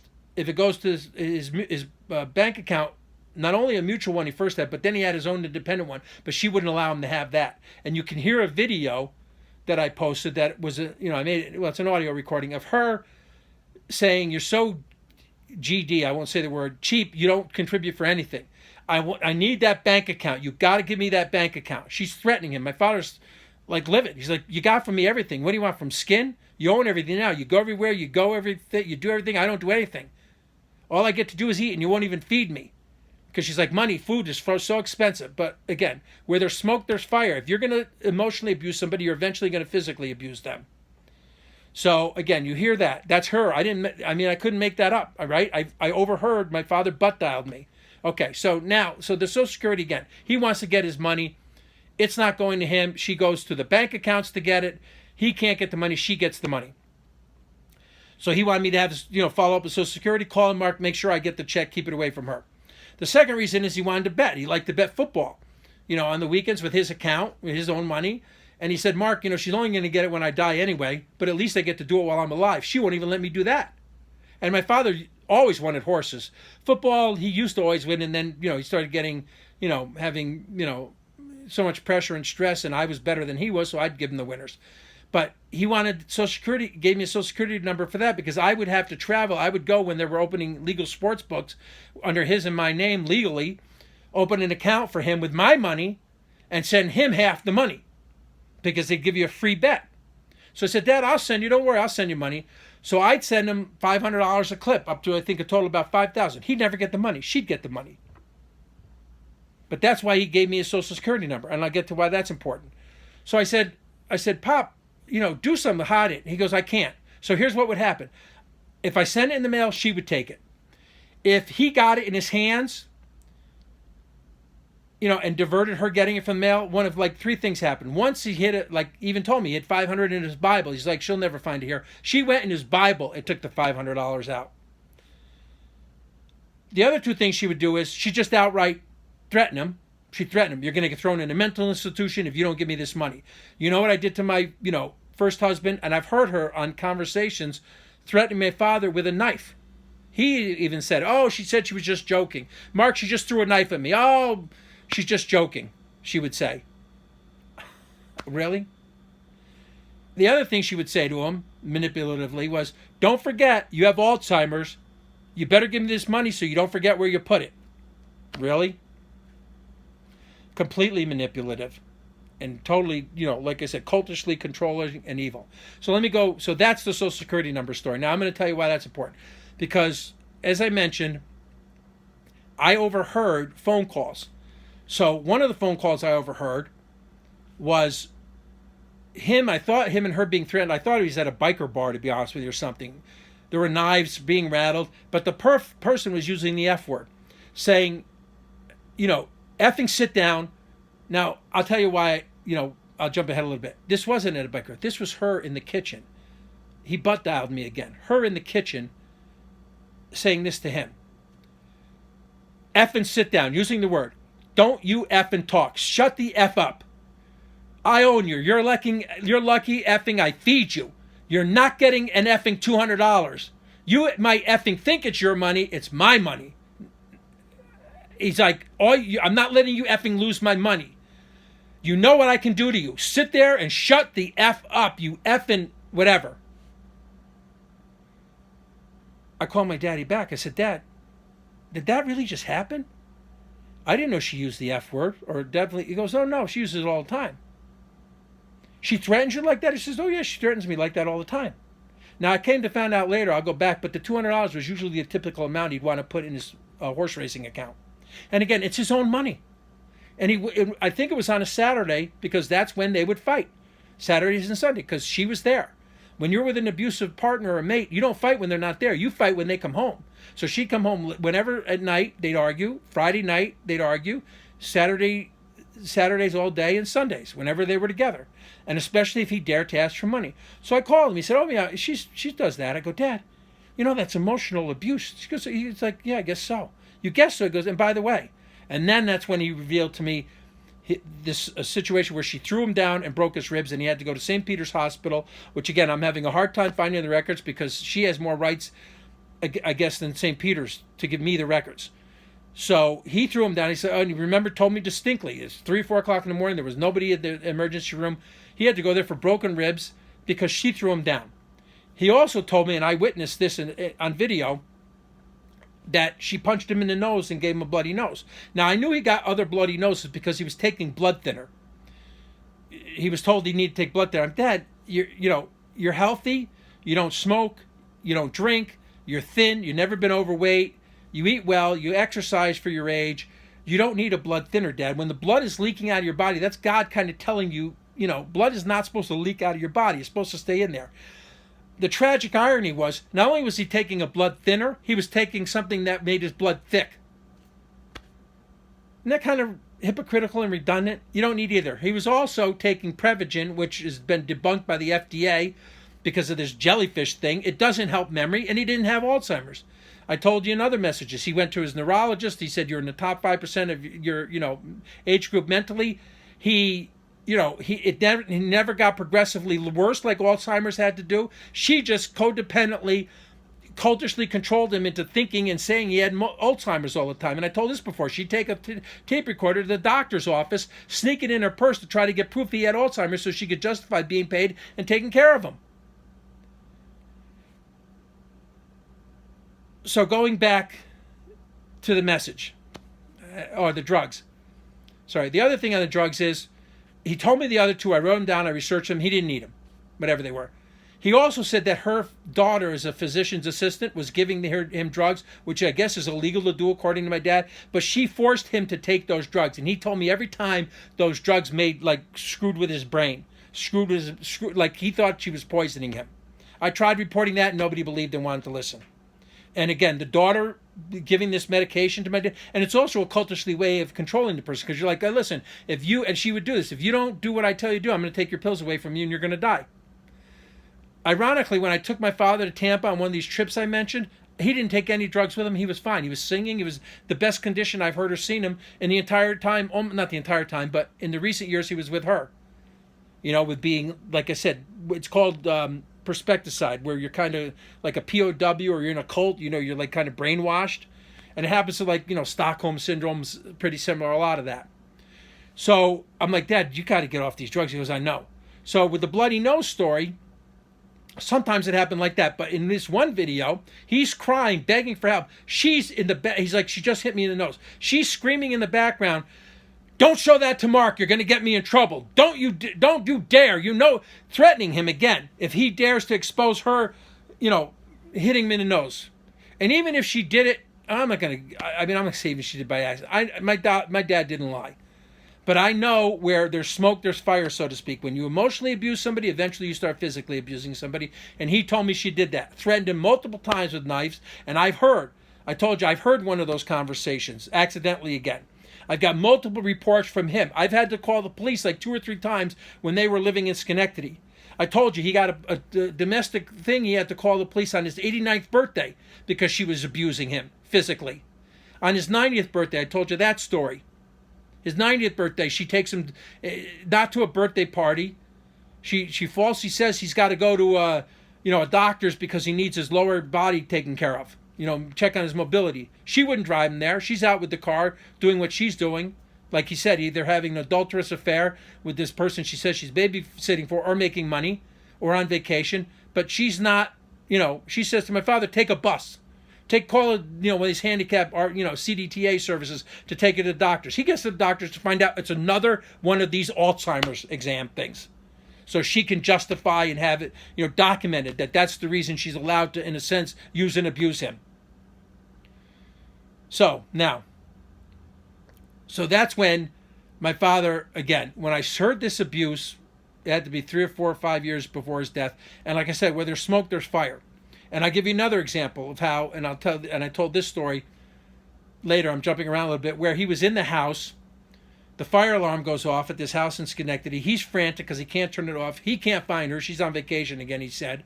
She won't call him back because she only called him back when she could, when she had time or when she wanted to. She wouldn't rescue him if he was dying. She would just, everything she did was calculated financially. So he calls me up. I said, Dad, rather than worry about turning the alarm off, why don't you get out of the house? Maybe there is a fire. He goes, I don't think so, but you're right. That makes sense. He leaves the house. I call the fire department. The fire department basically leaves a message that says, I think it was on a Friday or Saturday I called, this happened. They said, get back to us on Monday. Leave a message. We'll get back to you during regular business hours. The fire department? Really? This man could be in this house burning down. I call the police. The police say, is this DiBello that called on a few domestic violence cases that turned out to be nothing? Yeah, we'll get over there. I said, can you at least call the fire department? You don't have to go there. Can you call the fire department? Because they won't seem to answer for citizens. So the fire department goes over. And says they investigate. There's no fire. But the smoke detector has not ever been maintained. And it's so full of dust and dirt, I guess it detected it thinking it was smoke, that the alarm went off. And she's nowhere to be found. He could have died. That wasn't properly maintained. The point is, she didn't properly, wasn't a good caregiver, wasn't a professional, never, but didn't, neglected this man. Elder abuse. Okay, so part of the reason I go back to this story about you know, trying to get him help in these domestic orders that were, you know, because this is going to mean something at the end.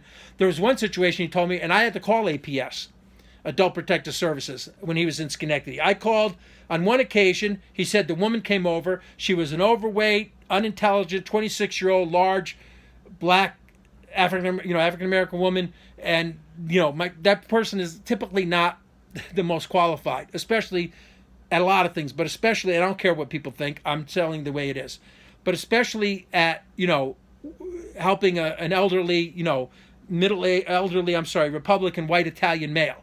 So apparently, again, with all these situations, this Donna rushed home, gotten between the interaction, the appointment, said, you know, Tony's got mental problems. She locked him in the room, whatever. He's lying. Nothing's going on here. You know, don't worry about it. And then in this situation, my father told me she actually, when the woman was leaving or at some point, gave this woman a $20 bill and said, thank you for coming, which is, I'm pretty sure, illegal. You can't bribe or, in a sense, or pay off some APS person with, you know, to just, you know, forget about a situation. Of course, I tried to report it to the supervisor, and they're, you know, again, defending their own. Oh, my person wouldn't do that. Oh, really? People, what, aren't corrupt? They're not open to what, being evil, sinful, criminal, or taking a bribe? Really? And then actually the one woman, I said, can I report this to a male or somebody with experience? Maybe somebody older? What are you, a bigot, a misogynist? And this Donna would later put that in the protection order. Oh, Mark called and caused a problem with APS because he was like berating some woman. No, I didn't. I called him respectfully, politely, professionally, as somebody who's counseled abuse victims for 30 years, counseled cult people, all people of all things, homeless, addicts, veterans, animal reform, abuse, you know, no kill shit, all these things. I call, can I just please, just analytically, just, you know, strategically get somebody who can really help a man who's suffering from abuse? And of course the APS agent, she's having a fit. She's mad about it. Okay, so my father didn't get... Okay, sorry, I had to offload again, and I realize now how long this message must be. I didn't want it to be this long, so maybe I'll not redo it. I'll just post this and put up a truncated version that is just 1 hour, because I know people, you know, their attention span or their interest can't probably go more than that. But go to some of this story, because I just can't help but to tell it all, I guess. But again, I think I did this somewhere on A Cult of One, and I put a timeline. You can see some of the images and inserts too. I think there's a Cult of One thing on this dedicated site to my father that's dedicated to him, that people can contribute on his Facebook, and even Dorothy's. But what I was saying about one of these last domestic abuse reports was, there was actually an incident also where I overheard them arguing. Like, again, it was an accidental call. She's threatening him, doing the same, you know, playbook that she uses, threatening him with a mental institution. He's not going to get fed. She's, you know, what happened, what she did to her ex-husband, you know, the knives, no money, you know, effing this, you know, demeaning and, you know, berating him. And, you know, and I'm following the scenario through like this phone call, and then calls from my dad to me, like, Marcus, Aurelius, you got to help me, please. Get me out of here. I mean, call your brothers and sisters. Tell them what's going on. You know, I got to get out of here. Divorce or not, I got to get out of here.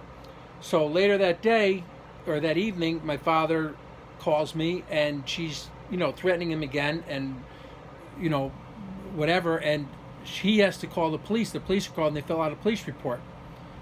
I got the police report. This happened to do with these screamers, so I don't know, maybe this was before he was in Schenectady. It must have been if it had to do with these screamers, so the timeline's off of this. I got a copy of the report. The report was unbelievably exactly the opposite of what I heard and witnessed, and what my father reported to me. She claimed my father was roughing her up. My father, who's frail, you know, 21 years younger, probably 25 pounds or more lighter, non-violent, her with a, you know, extremely violent nature, certainly in her rhetoric. My father never spoke like that. He didn't speak like that to strangers, you know, people who threatened him in public. He never spoke that way. People he could, you know, he could destroy their lives. He never did. My father was never a violent man. Never. And the police report is totally reversed, because she gave the police report, not my father. My father, again, was disallowed from speaking. Tony, he came at me. He did. Nope. God is my witness. That's nope. Again, I had, like I said, 6 conversations. I'll get back to where I think I was chronologically in the story. I think I already told you one of the calls I overheard was just so disarming because I studied cults. It's like you'd see in a movie. She told him, and I'll repeat. This is, I've repeated it before, so I'll be brief. Speaking to him, get on your knees, tell me who owns you, tell me who's the leader. If I asked you to kill your children, would you kill your children? Yes, I would. Yeah, I'll do anything you tell me. Who's the one who feeds you? You do. You do. I mean, it's like you would hear in a cult. Would you do anything I tell you? Yes, yes, yes. Whose life is more meaningful, mine or yours? Yours. Who owns everything? You do. You do. Who's lucky they get money from me? You are. I am. Who's lucky they are fed? I am. Like, he's my dad. And I think it was on his knees when he was actually doing it. Because I remember him saying, or her saying, I think, like, you can get up off your knees now. You got to be kidding me. I mean, and that goes back to something else that come to my mind I wanted to mention that I forgot. Well, hopefully it comes back to me. So, trying to progress with like the police reports and stuff moving forward. So when I started hearing that, I told my dad, I said, Dad, and I'd given already basically one life savings I had gotten from poker winnings to him, and then did that like twice more actually. And she got the money. He never got the money, like I said, and because I wanted to, I wanted my daddy alive. I want to keep him alive. I love him. I want him to live to be 100. I mean, I just wanted to see him in person even.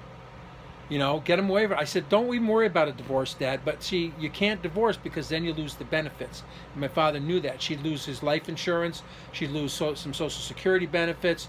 Whatever other policies she was always filing. So, I admit I'm getting a little, I think, weary. And just emotionally, this is exhausting going through all this. So it probably might be for you, the viewer or listener, but I got to get it on there. Okay, so where does that lead us? So my dad says, Mark, help me. I said, all right, Pop. So now I'm going to speak about like this third arrest. So my dad says he wants to divorce. He said he heard of something called citicism. I actually have a picture of him showing me a card with his writing, where if he divorces her, he can at least get back half of his belongings, his money, all this stuff. Because he told me he had records where she actually had $1 million of his money. And I actually saw like banking records, and this comes later about this protection order, because I had a mutual account for the sports accounts. I told you I was doing my dad, so try to keep the money from her at Trustco Bank. And Trustco Bank mistakenly sent me not only the account between me and my dad, but a statement on the account between him and her. So, I didn't hack into it because later she would claim I did that on, this protection order. But I never did. I don't know how to I would never do that. It's a crime. I wouldn't do it. And I don't know how to do it. But the bank mistakenly, for like a month or two, sent me, the report of her and his co-accounts. So, and then again, the one I mentioned with me and my daddy.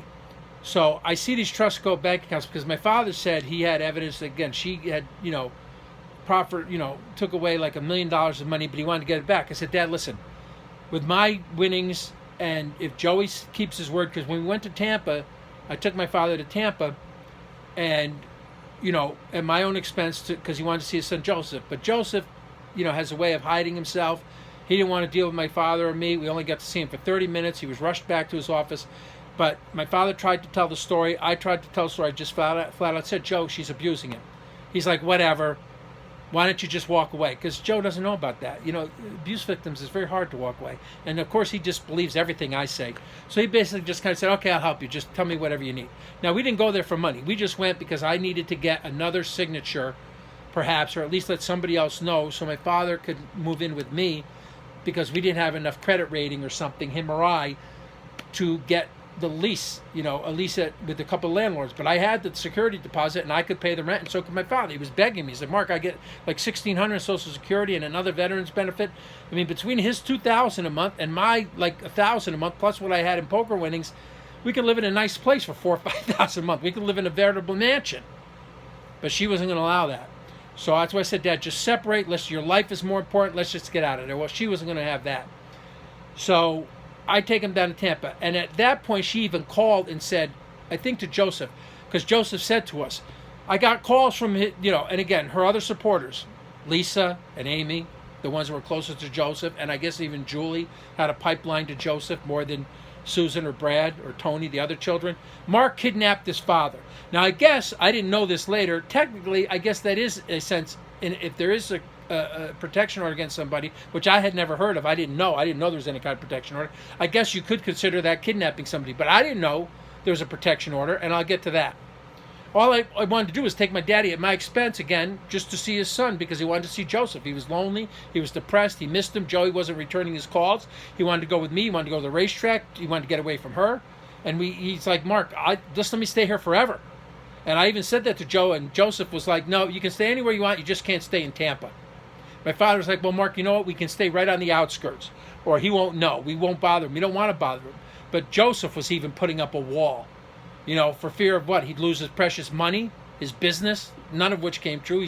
He's done nothing but profit because of what my father, not only giving birth to him, but teaching him everything, mentoring him and fathering him in the best possible way for everything he could know about business. But Joseph's family became, his god of money, power and control, having his family, from his employees of just being, being a collection agent, and a team of collection agents, a company of collection agents getting money, and the honor and ill-fated worship that he showed this Donna person. Then my father said, Mark, you got to get a message to her. I mean, you can listen at the end of Bingo City. He's like, Mark, you got to tell him what's really going on. I tell him he ignores the emails, doesn't believe, disconnects the phone. That's just this guy. He just everything he's apparently to him in 30 years, all I've ever done is try to rip off and scam him and lie. So that gets back to some of these other incidences, and with this lots of promise. So at some point, like I said, after those Social Security numbers, my father gave him for that reason, this Donna sends out. Now, at this point, when Joe said that, shook my hand, and I said, thank you, brother. I remember distinctly. That was kind of the height or the pinnacle of the as close as I got to this Joseph over the years, because he was always against me, but he was also like, with the money really corrupts. My father said the same thing. He's like, Mark, Joe's changed with all this money he's got. He's not as nice a good person. Now, again, he tried to help people. People defend him. I get it. A lot of people, my father even said, he goes, Joe, Mark, they kiss ass to your brother, because especially even Julie and some of these others, because he's got money. I don't like it that they do that, because my father, he got his money because he put God first, and he put spiritual things first. Joe didn't have that nature, so he just put the money first. And it affords you things you could get, respect, security, different things. But again, a lot of ungodliness in the man. He did have occasion, Joseph speaking of, like I said, to help me on occasion with a few $5,000 payments when I needed them. Practically once almost saved my life. But I didn't care as much about my life as my daddy's. Even when he thought he was saving my life, everything I was doing was to basically help save my daddy. But again, there was that one time I know I had to save myself when I was down with my fiancée, and this is sort of I don't want to get on a tangent, but I think I told this before, where I'm sitting with my fiancée at the time, and this, and I wanted my daddy to come down, for the wedding, or what we were going to have as a wedding, and before we ended up splitting, and it was played on the show Divorce Court, but he brought this Donna with him, and this Donna is sitting there next to Darcy, and we're discussing things, and this Donna says to Darcy, and you've heard this before probably in a movie, these men don't know what they're here for, meaning we're only here to provide money. Nothing about love, support, wife, husband, helper, being fruitful and multiplying, none of that. These men don't know what they're here for. Very discouraging, very degrading. That's all men are here for, is to give you guys money? No, that's not all men are here for. But certainly in her life, Darcy was not that bad with me, but I don't want to get in that whole story now. But anyway, so with regards to Joseph, I was at the pinnacle of almost my relationship with him, because he's very distrusting, always distrusting of me. When you get money, I understand that a little bit. We talked about it. It's like, Mark, everybody's just after you for your money. I was never after my father for his money, and I was never after Joseph for his money. Now, nowadays, it's quite a little bit of a different story. Not that I want to get at him for his money, but he can't do it. He doesn't provide any other help. He's not a brother. He doesn't want to be a brother. Help to him is, you know what? I'll send you a few bucks. And again, it had helped in the past. But when it came to my dad's life, I knew how in trouble my dad was. Because when that abuse got physical, it only ends up in a few results. One, the victim gets killed. Two, they, in self-defense, kill the victimizer, the perpetrator, in this case the woman, my father's unique case, or not so unique like I mentioned earlier, it's 50-50, or you want to kill yourself. You just can't handle the abuse. You have to kill yourself, or your cult leader tells you to kill yourself. So I knew it was at that point. I had documented it, I witnessed it, I evidenced it, I followed it. And my daddy knew it. He knew, since he was basically out of money, that's his life was in danger. He was begging, pleading to have his life saved, to anybody that would listen. So I would email the children, because my father never could email. She always censored every email that came in from everybody to him, including me. Sensitive things, confidential things, didn't matter to her. And definitely everything that went out. And she fraudulently, falsely imitated my father on a lot of these emails, or threatened and coerced him to say, sign off on this. Because one email went out where it said to her 3 favorite converts, Joseph, Lisa, and Amy, Mark, under the false pretenses of wanting to film his father at a documentary, really came back into his father's life after 4 years to steal his Social Security numbers and steal money from his father and mistreat his father and con or scam his father. That's what she lied and said to these 3 people. Of course, the other 2 I didn't really worry about, but Joseph is supposed to be a smart, second in command, if you will, younger, quote-unquote, brother, second of his father, who got, again, my father gave, naturally, not any, just the way it worked, to his eldest son and his second-born son, gave the most, spent the most time, the most wisdom, the most finances, the most mentorship, education, love, support, just, not that he didn't love all his children. Joseph, to me, you're a scumbag, scammer, stay away from me, don't ever contact me again. If he was behind a wall before, he really became behind a wall after that. Because of this person's lie, he would believe her. That's why I want to get back in my father's life, because I'm scamming him by stealing his Social Security. No, see, according to my dad, that's what she did. He even reported she was collecting Social Security from her own dead husband years after he was deceased. And of course, trying to, and I'm not stupid, I get help from Social Security.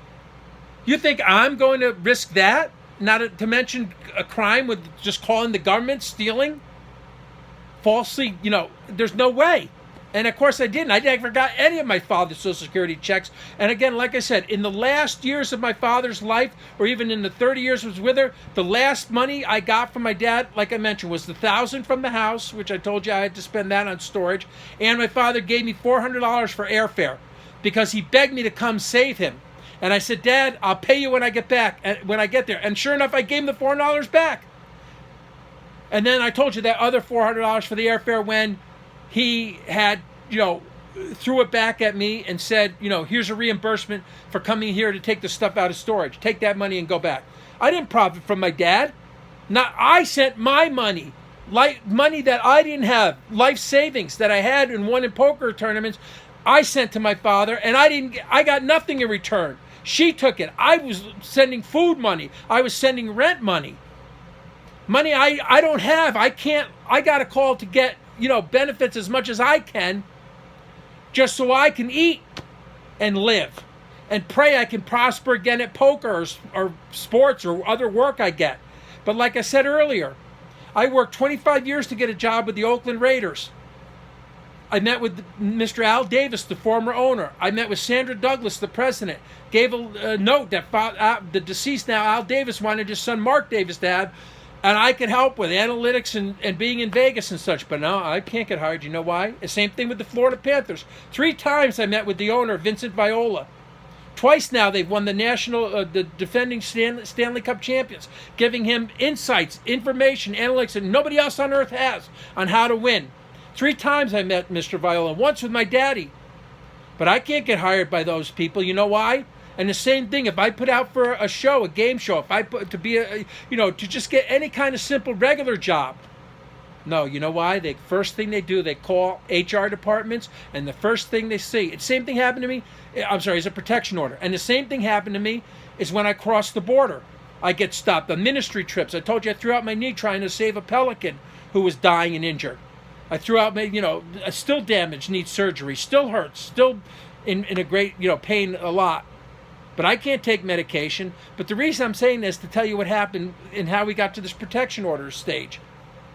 Because when my father wanted to get the divorce, when I took him to Florida, I come back and there's a day. I want to say September 14th. I'm just going to say the year. Maybe 2022, a year before he died.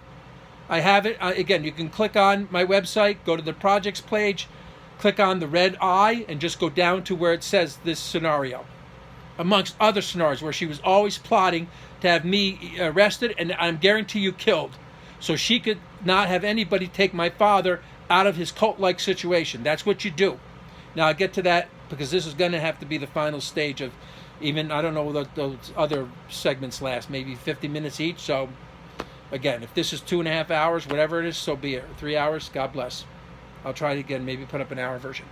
So my father calls me up. Now I've been working for 2 years to get landlords to take us in. I found 2. One I think was Roddy Valente, Mr. Roddy Valente, a man my father and I knew for years from racing.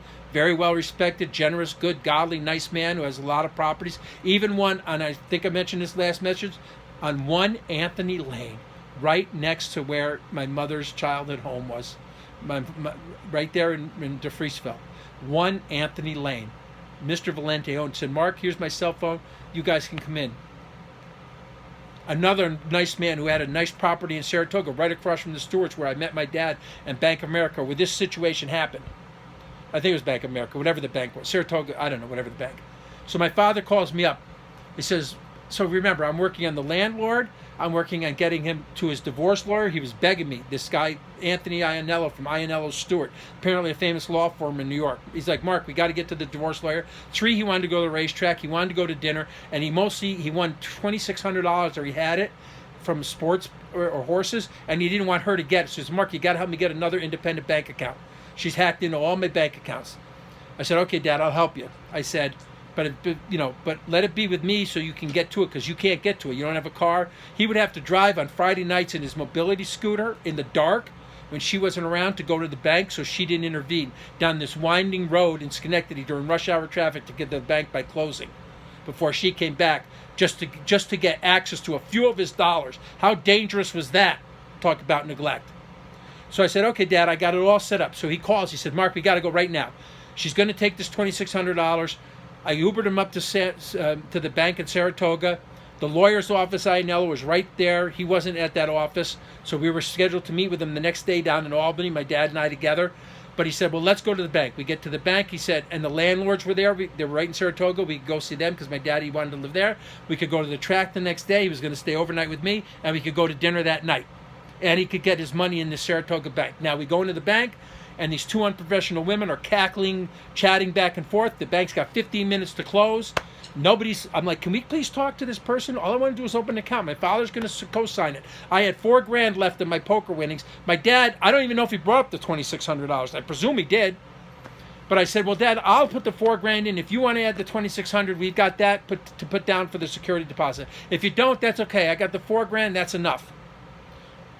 The 2 women, totally unprofessional. We didn't get to see the loan, the sign-up person there at the bank, the employee. So the bank basically kicks us out, shuts the door on us. He gets on the phone with her, and I told him, I said, Dad, do not get on the phone with her, because he was already panicking, because he started to say, much like he did at Cracker Barrel, Mark, my accountant won't stand for this. I go, Dad, you don't have an accountant. He goes, you don't understand. You don't understand the repercussions. You don't have to live with her. This is unacceptable. I go, Dad, what? You begged me to bring you up here. What's unacceptable? You don't even have to give me your money. I can't sign. You don't understand. He started to freak out after talking to her. He goes, if I sign, you understand the punishment? You understand what's going to happen to me? I go, Dad, you didn't tell me this before I spent $50 to Uber you up here. Now you're freaking out again? I go, come on, Pop, please. 2 years I've been spending on this. You're going to regret this the rest of your life, Daddy. Trust me. And she's got him on the phone. Is Mark... I heard him say, nope, I'm okay. Mark's not hurting me now. Mark's not hurting me now? I guarantee, again, I can't the person said, the lawyer person, the cop couldn't really say, they didn't really know. But who called the police to report I was with my father? She's done it every time in the past. There's no reason to think she didn't do it now. Next thing you know, 3 or 4 cars, like they found Chapo, Guzman, El Chapo or somebody around Saratoga.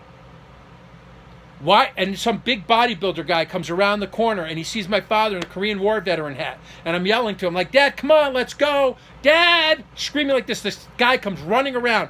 Why are you yelling at a veteran? These guys are supposed to be honored. I'm going to beat the shit out of you. I go to hell, much as my saying. I'm like, mind your own damn business. That's my daddy. Screaming. Next thing you know, I'm trying to cross the street to find a signal to call the Uber to get us home. So it's not even a worse show. Not show, but worse scenario. Cops, you see the video. Go to that website. I started running the video. Can't find the signal. Well, let's see what's going on. Next thing you know, I'm thrown in the cop car. Why am I being arrested? Contempt of court. I go, what is that? You broke a protection order. I go, what protection order? Anthony DiBello took out a protection order to keep me away from my father and her. Never told my dad, obviously never told me.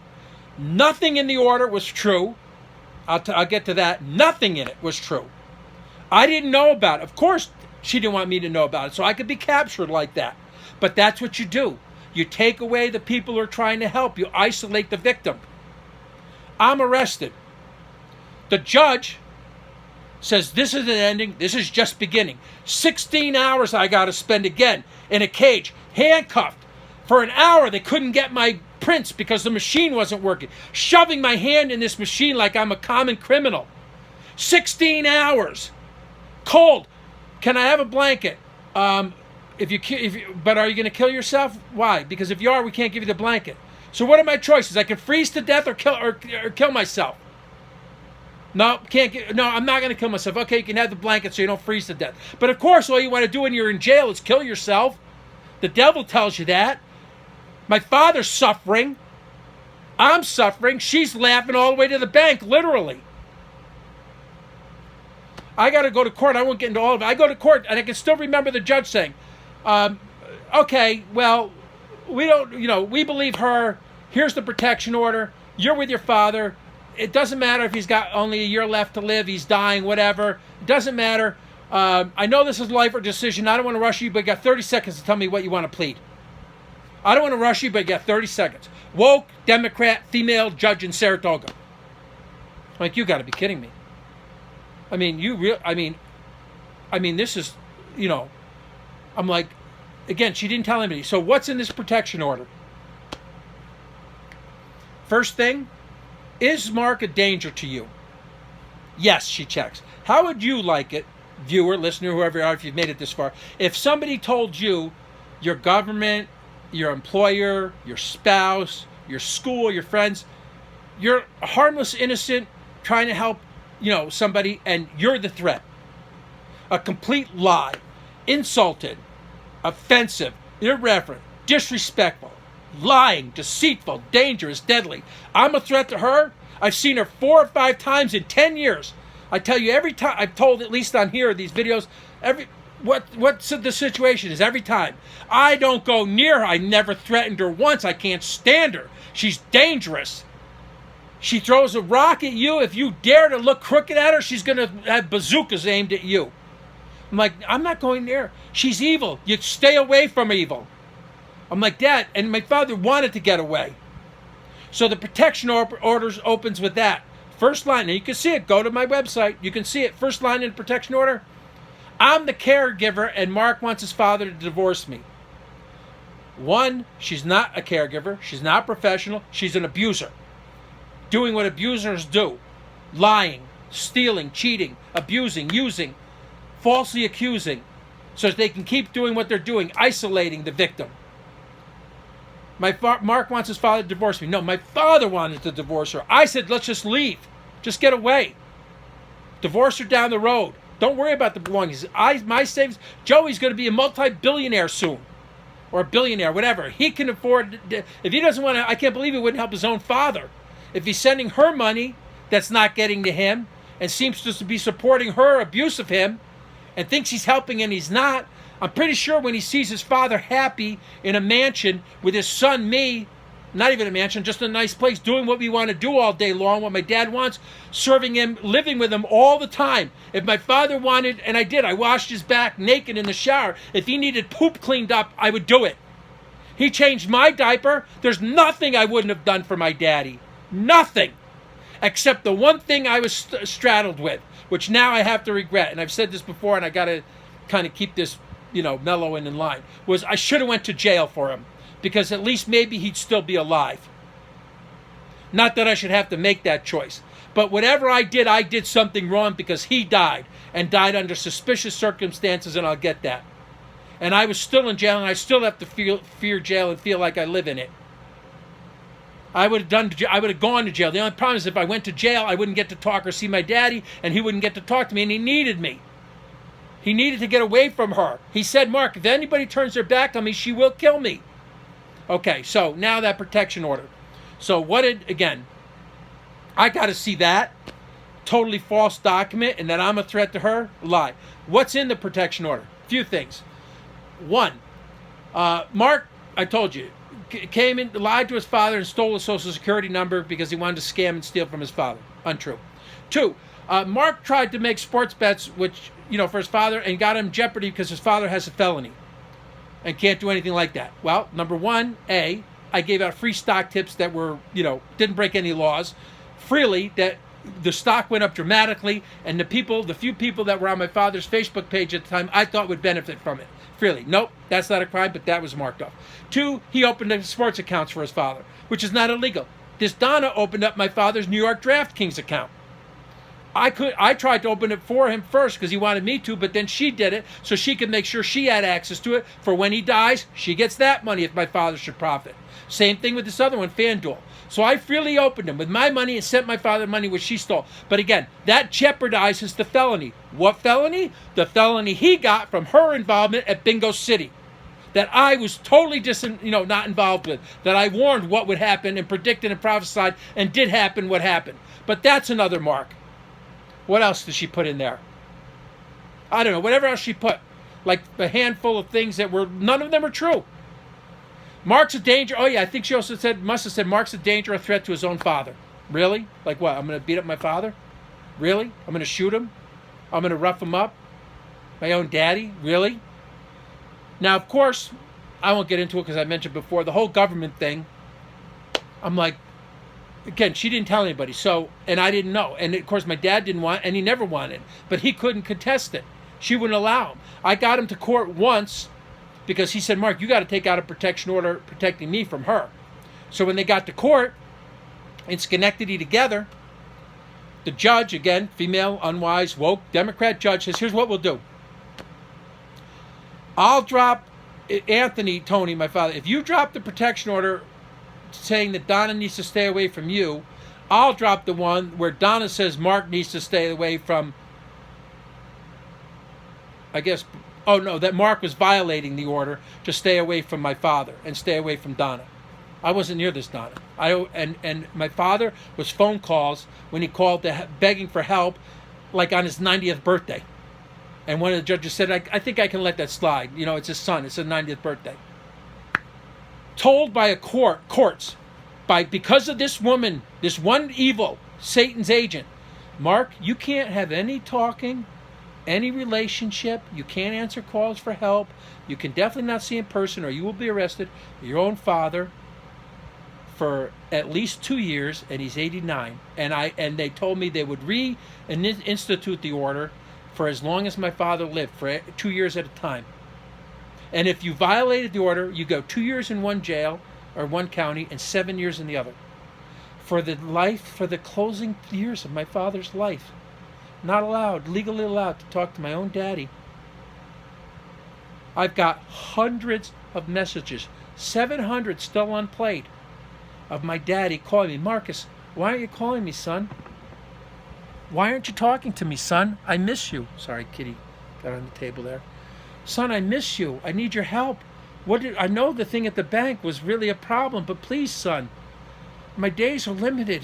Talk to me. Because I was like, Well, she's, because I was scared to death, for one, for a short time. I won't say anything else other than that. But in a month after, that's when I ended up having to take my kitty to Atlantic City, and I was blessed to win that tournament from God. It's like, Mark, here's your restitution, so to speak, for what they put you through.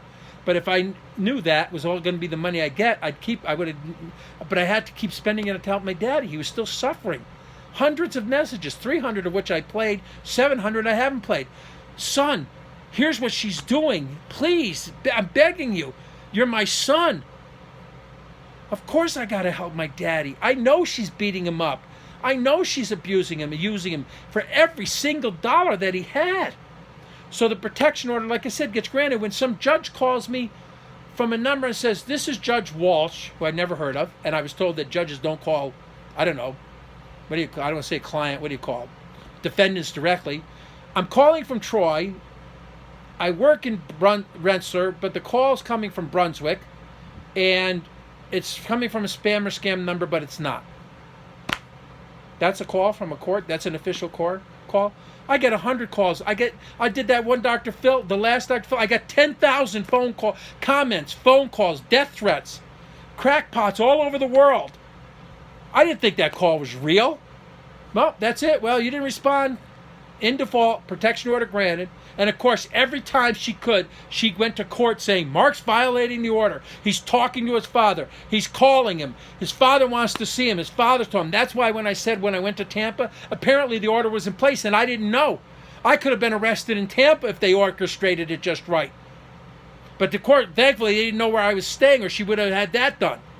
Because my father didn't call her down there. He's like, Mark, I just want to not call her. Because if my father talked to her, she would have found, like, where are you staying? I'll have the police there in 2 seconds. And Mark will be arrested and jailed in Florida. Just like she did when I went to the racetrack with my dad. And you can see that video. She never took him. She wouldn't take him anywhere unless it benefited her. I saw him once at the racetrack. He went with her. He's left alone with his walker looking around for an hour. I had to watch him from afar to protect him. She's on the phone around the corner at the concession stand talking to whoever she's talking to for an hour. My dad's left alone. He's thirsty. I can hear him talking to strangers, getting help from strangers. And I have to watch from a distance. And then the other time I told you, I went up there. She said, oh, yeah, I'll bring you up. Sure, you don't have to take. She told him to take the city bus to Saratoga, 2-hour ride. She said, no, this time I'll bring him up. Sure, she brings him up. And I hug him and kiss him. And 2 minutes later, there's a guy there with a yellow envelope. And I told the story repeatedly. I guess an order to say, stay away from your father again or something else. She orchestrated the whole thing. How did that guy know I was there? She was the only one who knew. What was in that yellow envelope? I don't know. Ruined my father and my day at the track. Cost me $240 for the tickets, or $260 for these exclusive tickets to see my daddy. Who would do that? Plot to do that just so she can profit.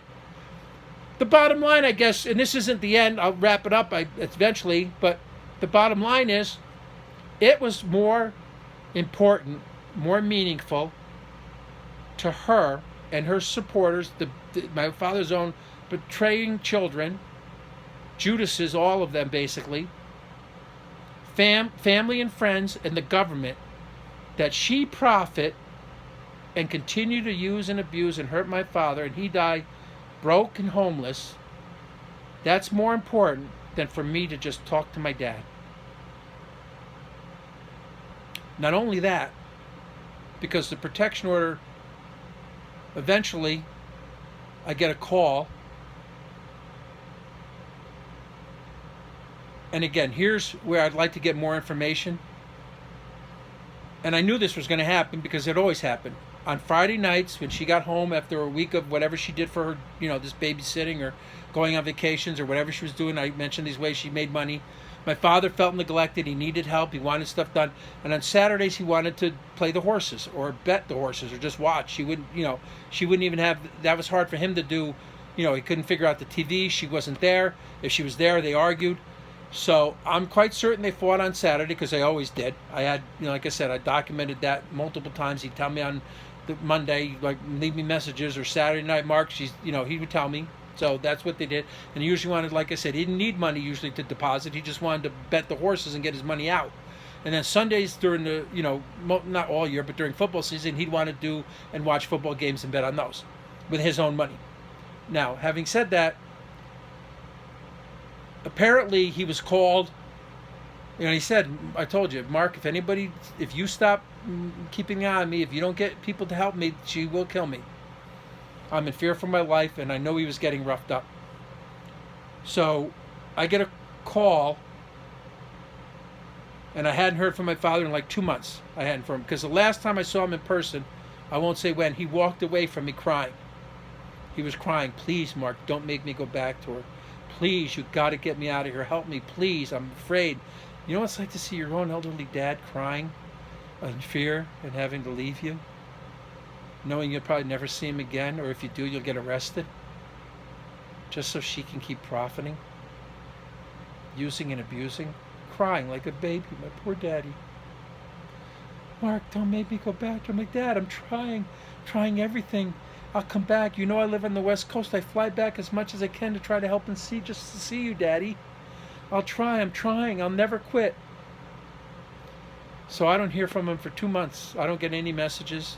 Because she was always confiscating his phone, too. He'd have to hide my number behind this picture. I mentioned this before. I think this little placard of, like, his sons and him, this little plastic thing. He would use sticky notes to hide the number because she was always, she'd grab his phone out of his hand. I have a recording where she's grabbing the phone out of his hand saying, you can't talk to Mark. Get off the phone. Get off the phone. I don't want you talking to him. She would change, like, she wouldn't allow him the phone. He didn't know how to work it half the time anyway. It was complicated for him. He's, kind of technologically challenged. But I didn't hear from him. I don't know what happened. Did she throw the phone in the bathtub? Did she rip it out of his hands again? Did she threaten him with a mental institution or death? No calls. I'm like, I hope my father's okay. I pray to God he's okay. What can I do? I'm trying to get back there. I'm trying still right up until the moment I got this last call to get this resolved in court. No chance of that. Forget it. Court, unprofessional, like I said, unprofessional, corrupt, incompetent. No help, no government agencies, all women, mostly gatekeeper women, Democrat, woke, often minority women. It's hard to find a middle-aged white Republican that understands spousal abuse, that it has just half a brain, as my father might say. How can you not hear all these tapes, all this guy's cries for help? How can you not say they don't belong together? Okay, let him get a divorce. Let him leave her. It's not a crime to want to get a divorce. She's threatening him. There's no documentation of him threatening her. Not one recording. I've got hundreds, not just his messages, hundreds of conversations even between us. Not once did he wanted to kill himself. The one time or 2 times he said, I could kill her. I said, Dad, you can't say I know. And of course, I never even said that. I said, Dad, but he did start saying she belongs in jail. And he's right. She needs to be, and he said, I need to keep, other men safe. Sorry, kitty boy again on the table. Sorry about that. All right, I'm going to finish with this. Okay, so I get a call, not coincidentally, Holy Saturday in the Catholic faith, of which I was raised, and my dad, was, and my mommy. And in the Catholic faith, Jesus was crucified on Good Friday, hung on the cross Holy Saturday, and rose on what they call Easter or Resurrection Sunday, Easter Sunday. So I get a call on Saturday, I guess, night, that your father's on life support, basically, and this is your last chance to talk to him. I don't know if he's comatose. I don't know what he is. I get a call from the one my father called the pig whore bitch. She's calling me. Really, what, to gloat? I said, go to hell, and hung up. I don't know. She violated a protection order, I guess. I don't know what she's calling for. I don't know, because maybe my father begged her to call me, because she wouldn't do it on her own. Maybe she had I wouldn't say she had a guilty conscience. My father said, Mark, she's got no conscience. She's pure evil. And I've seen it. And then I got a call from this irreverent, disrespectful, long-time convert of hers, this lesbian Lisa, I'll call her. Lifestyle Lisa, whatever you want to call her. Opens the phone call. Listen, you jerk, I'm not effing around. This is really important. That's kind of how she opens the call. Really? That's how you open a call? I haven't talked to a person in years. And every time I dealt with them, they cost me something. They were just as evil, third most evil woman I've known. Human I've known. Next to this Donna, Joseph, and this Lisa. Evil. I've known other evil people, but let's say, no, they're probably the most evil, and especially with family members. No, or, Lisa used to be okay, but no more. Not ever since whatever. Same thing. After money, gets her money from the courts, protects her girlfriend or whatever her lifestyle more than that's her God. Purports to be a Christian. No, totally throws me under the bus countless times, but that's the call I get. I know you're usually a jerk, or you're this and that, and I know you don't respect me and Don, whatever. And but this call's very important, or something. Okay, well, go to hell, and hung up on her. Then I finally get a call from Julie, the daughter Julie. Now the daughter Julie's been, I guess, I don't know where Lisa was calling from. Maybe she was in the hospital room. I don't know. But I'm called, I guess, anywhere between 1 and up to 20 hours after my father was in the hospital.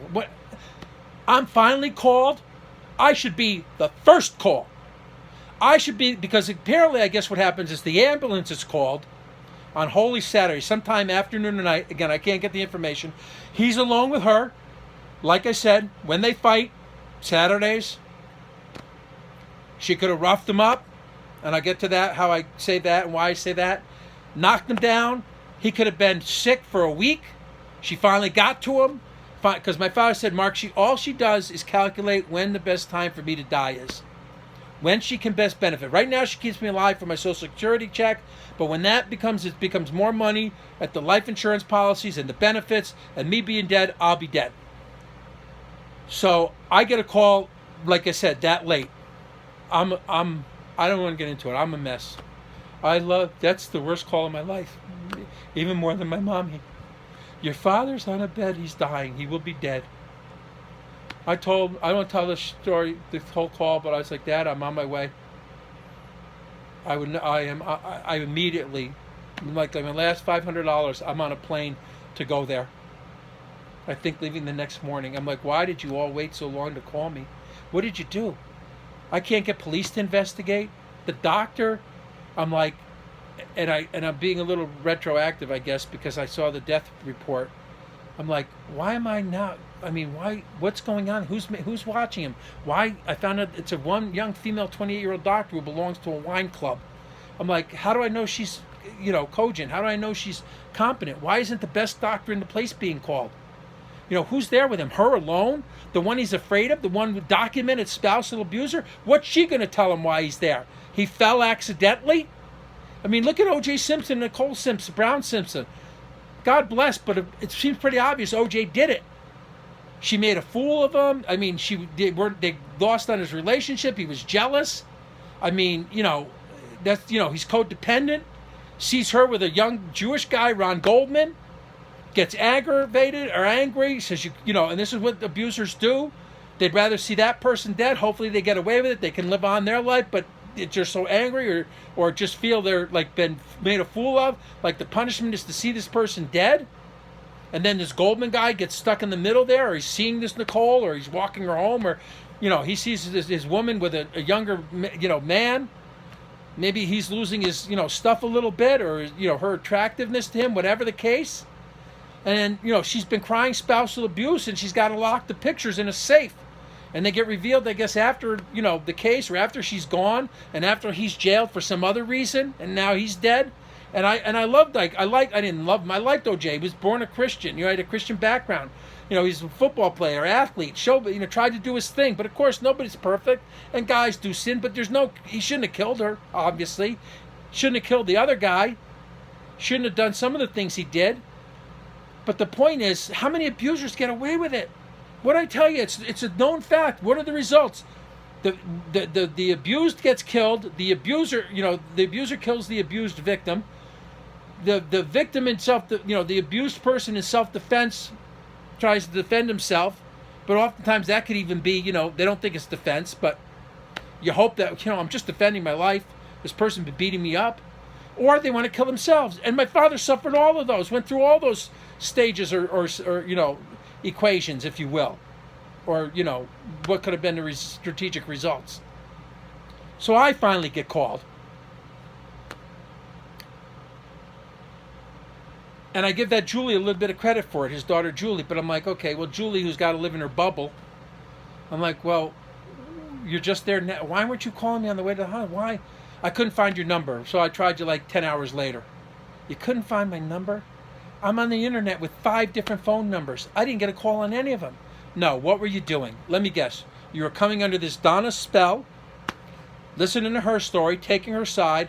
I don't know what you were doing. Selfish, for your own selfishness, let's say, just having your last moments, your last hours. Trying to do what?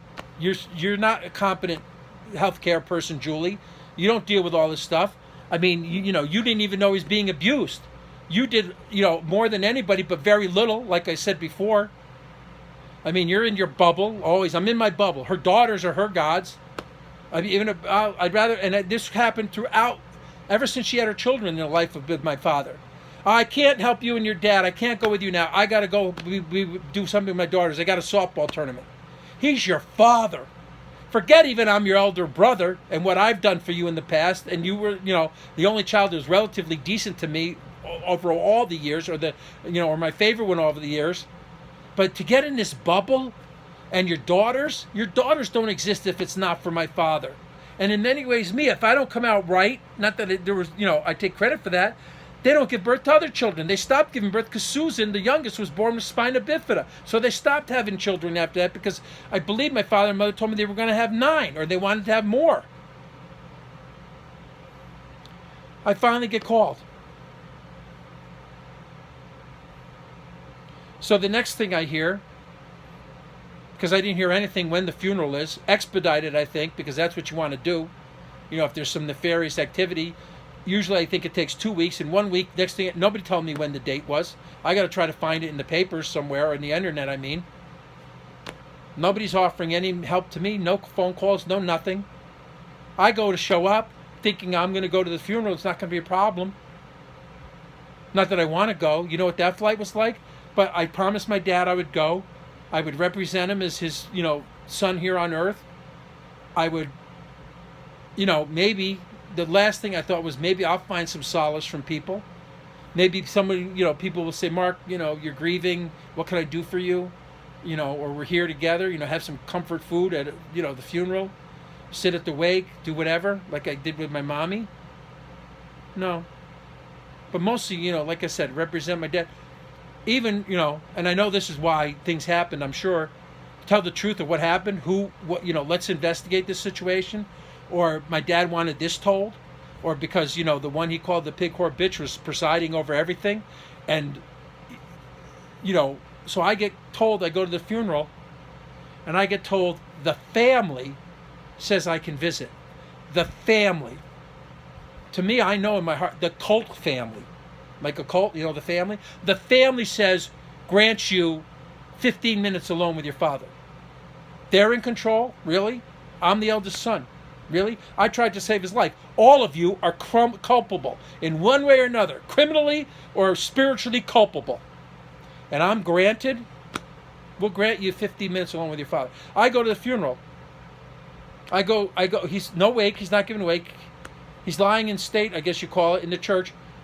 I get this cousin, Jeff, who says he's a born-again Christian now. He's here to help me. But no, you know what he says to help? And foolish me thinking he's going to help me, the real help that I needed and my dad needed. He says, you know what? I was sent down here to tell you, you better not go to the funeral. They're going to arrest you. That's really, you're doing me a favor telling me that? I should have gone to the funeral, barged the door down, and been arrested. That's what I should have done. I'm lost. I'm like, what do I do? How? Because again, I don't want to be arrested, obviously. I would have been arrested to save my dad's life. I don't have any problem with that. I should have done it. But I know my daddy wanted to talk to me. He can't. How's he going to call me in jail? They don't let you call people in jail. Nobody's going to bring my dad to jail to visit me. Not even his own children. So who pulls up after this Jeffrey? A cop. Mark, if you stay at the funeral, you're going to be arrested. Really? Well, you don't know it now, but I'm here doing you a favor. You're doing me a favor? You coming to a funeral service to arrest me, or telling me I'm going to be arrested if I go to the public one, that's doing me a favor? Really? You're protecting me? My father's laying in that coffin dead because you didn't protect him. He screamed. Condon, I think this guy's name was. And this woman, young woman, attractive woman, that's all I remember. from a funeral home, Lyons, where my mom was buried, that my dad, if he was even buried there, he wanted Salvador DeVito, the people who did all his family, most of his family, I guess, if not all, and my father paid for it and arranged it, funerals in Mechanicville, to preside over the proceedings. They were shocked to find out they were not involved in the proceeding. And this woman says, Dad had a good life, or however she says it. Dad? Go to hell. You might be able to say that professional consolation stuff to people who are ungodly. Don't you dare speak of my father in lies in a church as he's trying to get being judged by God to get to heaven or to hell. Call him Dad? A lie. He's not your dad. Dad? I told her that even on the phone whenever I got some call about it. Go to hell. That's what I got to deal with going to this this church? Cast out, can't even go to my own daddy's funeral? What did the people at the funeral think and say? Mark was a loser all along. Mark got scammed, or Mark, this is good legal proceeding. Mark would have only, ripped through his father's pocket and taken his wedding ring, taken the coins in his pocket, as he's lying there, as a corpse? That's what Mark would do? No, that's what she did. And my father agreed. Every penny, every account, every penny, everything in his possession, in his wallet, everything, she got. Can't even go to the funeral. I'm chased 3 times. I had to, not chased, I don't know if they were after me. 3 times I got to run into police trying to get out of that town, just take a bus out of town. Walking, I have to walk to the cemetery. I can't call a car. I'm either afraid, or I can't get through, or I didn't have money. I'm destitute, broke, basically spending every dime, $500 of my last dollars, to come there just to say goodbye to my daddy in that way. I gotta look.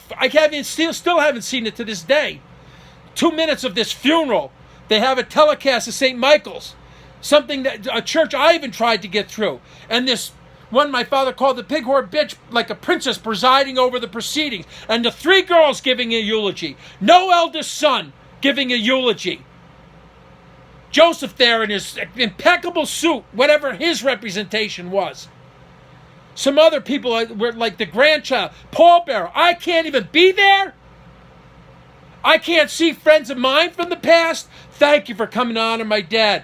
God bless you. It's nice to see you again. Maybe we can be friends again now. I haven't seen you in 20 years or since high school. Or even, and I'm not saying I would have done this. You know what? Where were you at my father when he needed you? You call yourself a Burek? How come you didn't let us go to the family reunion? How come you come to the funeral? My father needed your help. I guess I was, they didn't want to hear that at his funeral either? But I know me. That would have been lower on my list. It's about honoring God the Father and my mother and my daddy, representing them. Here's what my dad stood for, prayerfully, preaching. Here's what my dad would want you all to know. Not all the negative stuff even, because I guess you don't do that at funerals, right? You talk about the positive stuff, the stuff people, you're supposed to, that looks good in front of people. I don't even get to do that. I got to see all these ungodly women taking the altar.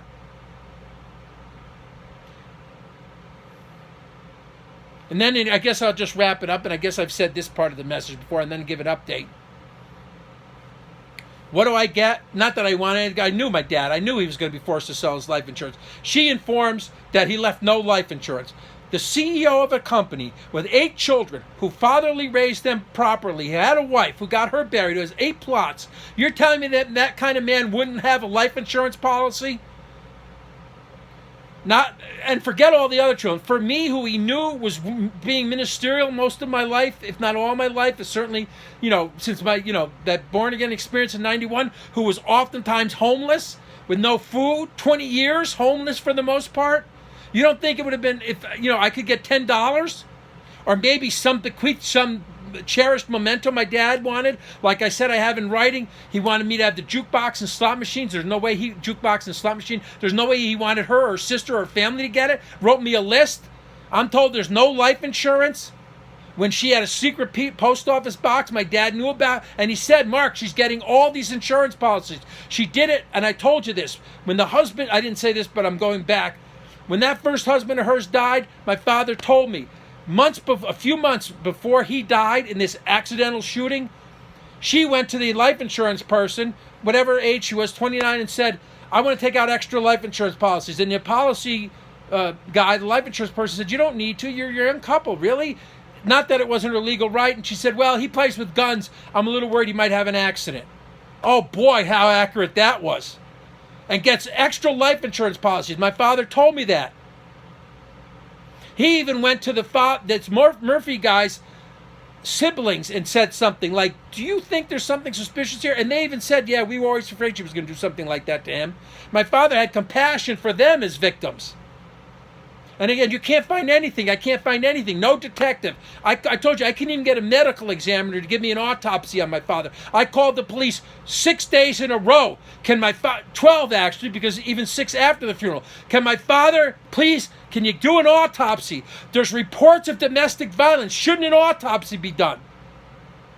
So the death report comes out, and I know I've juxtaposed this a little bit wrong because I should talk about the will and the life insurance. But I already mentioned the life insurance. So the death report, something asphyxiation or cephus or something, whatever they call it, infection, and then 2 or 3 other things, which I did an AI report and then the last thing, of course, it's got to be mentioned on there, he had Alzheimer's. That's not how he died. He didn't die from Alzheimer's. He died from this infection, not caused by Alzheimer's. This infection or whatever, and these 2 other underlying conditions, and this and Alzheimer's, which of course she told. This doctor doesn't think we wouldn't know my father had Alzheimer's. She tells it, and then of course either Julie or Lisa, in their lack of wisdom and godliness and intelligence, probably confirmed it. But the AI report, because I couldn't get a medical examiner and no autopsy, wrote it. Yeah, there's a it's a 90% chance, because you can't prove murder. There's a 10% chance it was something criminal. He was murdered, but it's hard to prove. But certainly the circumstances and the circumstantial evidence can lead to that. I told you all this stuff, how they fought on Saturdays and Sundays. She neglected him. He's gotten roughed up by her, punched in the nose, broken ribs, sick. Days go by because she tells the other siblings, I'll take him to the hospital, and she never does. I'm disallowed from helping him to go to the hospital. He could have been sick for a week. And I've heard him multiple times. Mark, I think she poisoned me. I can't, nobody will call me. Nobody will help me. Your kids won't come and help me. She tells him she's taking care of it. He's in bed, cried to me, Mark, I can't breathe. I can't this. I got to go to the hospital. He went to the hospital multiple times in the final years of his life. How do I know she didn't punch him days earlier, or Saturday night or Friday night, and he's got an infection and she's not taking care of it? And finally the ambulance called, because apparently, according to the AI report, it's very suspicious that somebody with that infection only gets called and only gets treated within the last 24 hours of their life. Why weren't they treated a week in advance or days earlier? Why is an ambulance called? You don't let an infection like that, or whatever that cephus thing is called, or whatever sepsis is called. You don't let it linger and get worse, and then an ambulance called, and it's not typical that a person dies within 24 hours of being called to the hospital, or even dies from that at all. Totally preventable. Totally. And how's an autopsy not? And I looked at this report, of course, woke, women, minority, filling out every aspect of that death report. How is not investigated, even with me trying, which again I said was unsuccessful?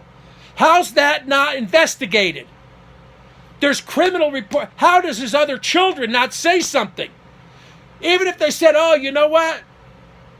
Lunatic Mark, God forgive them, go to hell. My father and I, and I heard this recently. Crazy Mark, I guess. Disgusting, sinful word. My father even said it. Yeah, not my father. One of our favorite movies was Oh God, George Burns. One of our favorite lines, me and my daddy, from that movie.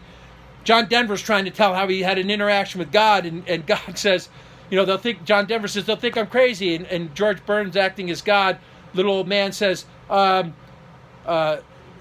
Einstein, Galileo, Pasteur, you're in good company. Meaning they called them crazy too. Just like they called Jesus Christ crazy when they crucified him. These people, these Judases, Free Barabbas. This one my father was with, his own children, family and friends, supposed family, friends, or government. Crucify Jesus. Free Barabbas. Crucify Mark. Let him be made to suffer. Let him not be able to be with his own father, save his life. Let Mark suffer poverty, homelessness, hunger, perhaps eviction, criminal proceedings for years still going on, however these are going on. Just because we want to let her profit. We believe her, we don't believe him. She can get away with it. She can use and abuse. But help Mark? God forbid, no. I beg to have them have a report. So the AI report, read it. I put it up on my Facebook. You can link to it on that page. This looks like it was elder abuse and neglect. There's no doubt about it, basically, the artificial intelligence report said. Fine, I can't still hardly find one person that can agree that that man suffered abuse. That I'm suffering abuse through this. With the nightmares and the crying and of course some of that's going to be natural. But I know with God as my witness, and God knows, and my daddy knows.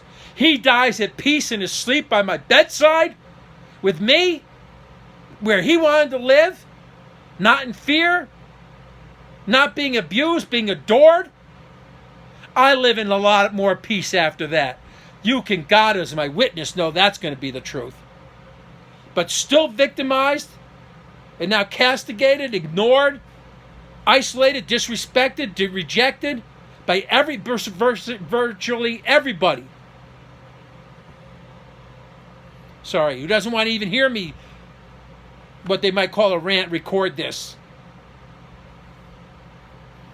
And like I said, my daddy, what do I get in his will? No will. I hear there's no will. Nobody's said anything to me about a will.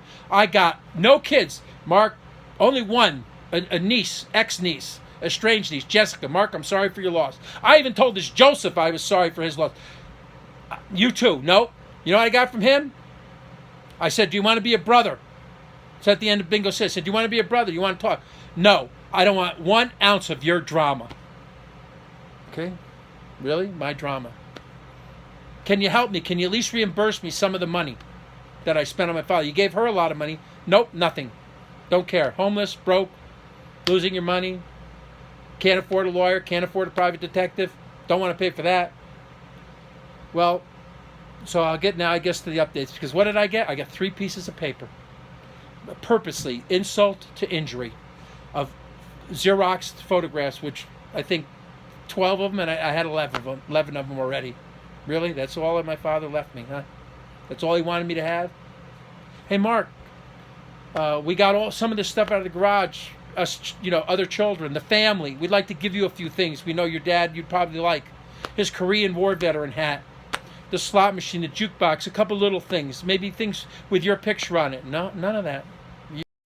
Oh, God bless. It's been hours since I left that video recording. I know it's gone way over, but I'm just trying to be as comprehensive as possible, although I could talk for, actually days about it. But I'm just going to wrap it up with this as far as updates go. Again, if I come across somebody with blue hair or a lot of tattoos or piercings or a woman or Democrat or minority, certainly woke, you know, LGBTQ, XYZ, whatever, I can guarantee they're not going to see the injustice done and the victimization of my daddy and me. They're not going to, I don't know how anybody cannot review the link that I'll put on to this audio recording of how this is not abuse.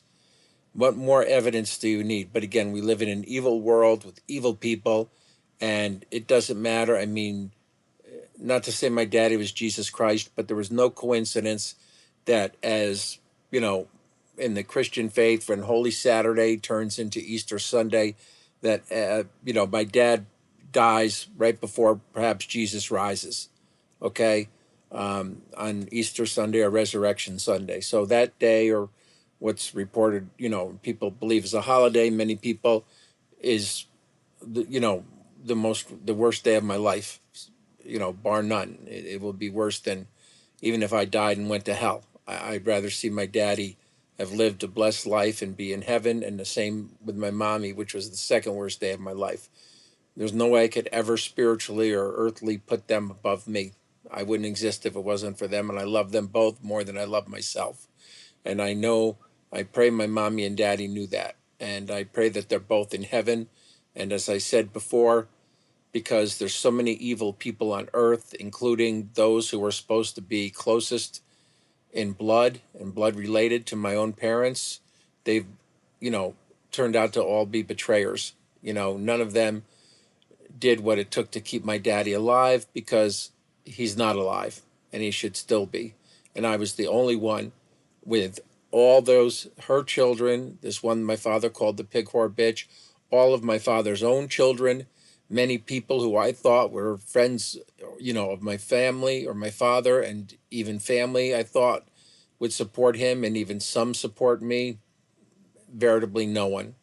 I had, maybe one friend throughout the whole process who said, and maybe for a short time, a friend of my father's who helped a lot, but my dad should still be alive. So they were all truly unsuccessful, and I, in one way, was unsuccessful in the sense that I always kept saying to my dad, I said, Dad, you need to divorce her, because I later would say that because I knew there was no other way around getting these charges to be dropped, and for me to have the liberty and freedom to contest these false charges against me and the false accusations, because I had, the choice whether I go to jail and my daddy wouldn't be able to talk to me, or I wouldn't be able to see him, or he would, more importantly, he wouldn't be able to see me, or I try to keep myself out of jail and still helping him.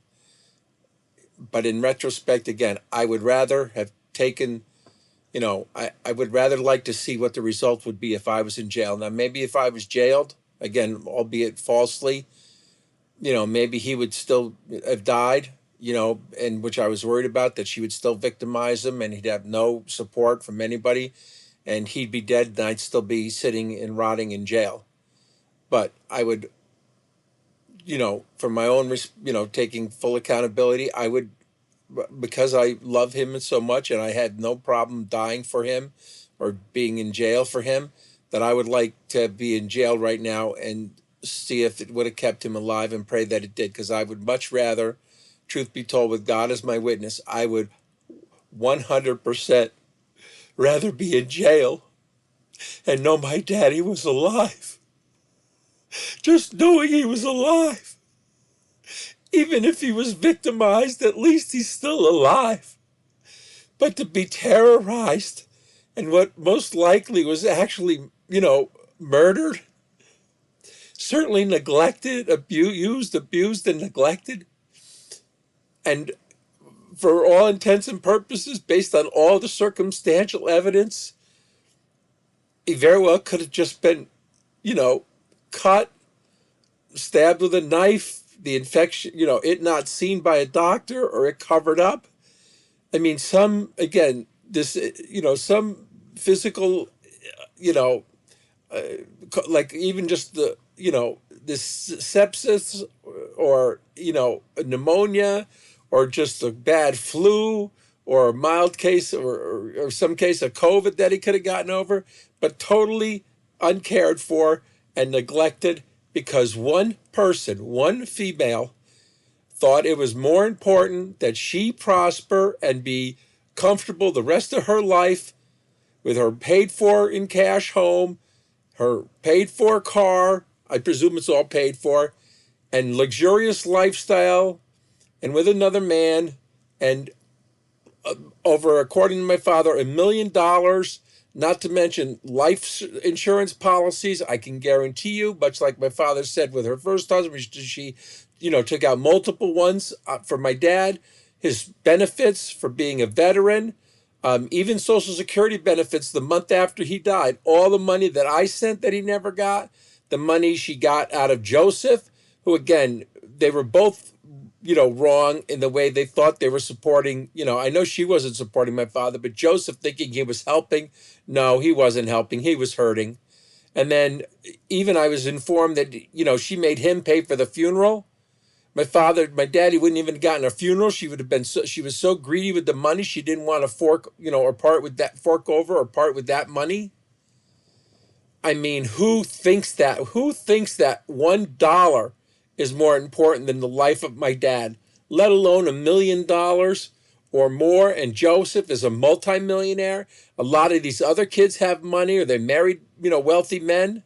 Her daughters, evil as they are, it appears all married wealthy Jewish men, or well-to-do Jewish men. My daddy's life was priceless. Priceless. And maybe no one thinks my life is priceless because now it doesn't seem worth $1 to me, basically, other than what I said before about trying to keep, the second coming of my father, basically. But left here without my God on earth, and long ago without my mommy since the age of 21, excuse me, and like I said, with zero, as disappointed as I can be now in the Trump administration, although I'm sure he's helping the world and helping the country, it's not showing that him being in office, as much as I supported him, is not showing me yet the help and the retribution, and not even that, because that sounds for not financial. But the bottom line is, without any justice for her, that she doesn't have to face justice, or any of her quote unquote cultish family, the family, and those who betrayed my daddy and me, and those who supported her or were cultish and were also cultishly controlled by her, and the oppression and the suffering that I have to go through. It's just not worth it to me. I just would, again, much rather chase them, my parents, into eternity than suffer here any longer on earth, because, again, I have two options: to somehow evilly or sinfully escape, by, some sort of addiction of some sort, or the only, peace I'll get is her to come to justice. No justice, no peace. And even then, I'll still be troubled, but much less troubled. But the fact that the guilty profit, literally and figuratively, all the guilty, and I'm left to suffer and get lonelier and more destitute, and as my daddy was, for simply loving God, loving my dad and mom, and loving love, joy, life, and peace. It's worse than criminal. It's sinful. So I don't know what every day holds. I don't even know what is going to happen tomorrow, with regards to these evil people and this, predominantly evil government. And I would say, God forgive you all, but none of them has even remotely asked for an apology, forgiveness. None of them have done a thing. They could easily be apologetic or say they're sorry. They could easily offer assistance or help to me or a blessing of some sort, but not a single thing. All they do is continue to rub salt in the wound. Evil. The world, these people are simply evil. So that is going to conclude this, what looks like to be about a 3-hour and 7-minute message. Again, all it does for me, in the sense, is record the life of my mom and dad, tell my mommy's story, because these other people I would no longer consider, they're not family.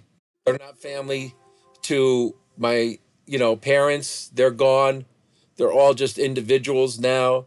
They chose this one my father called the pig whore bitch to be their mother. She's legally exercised, every opportunity to do that.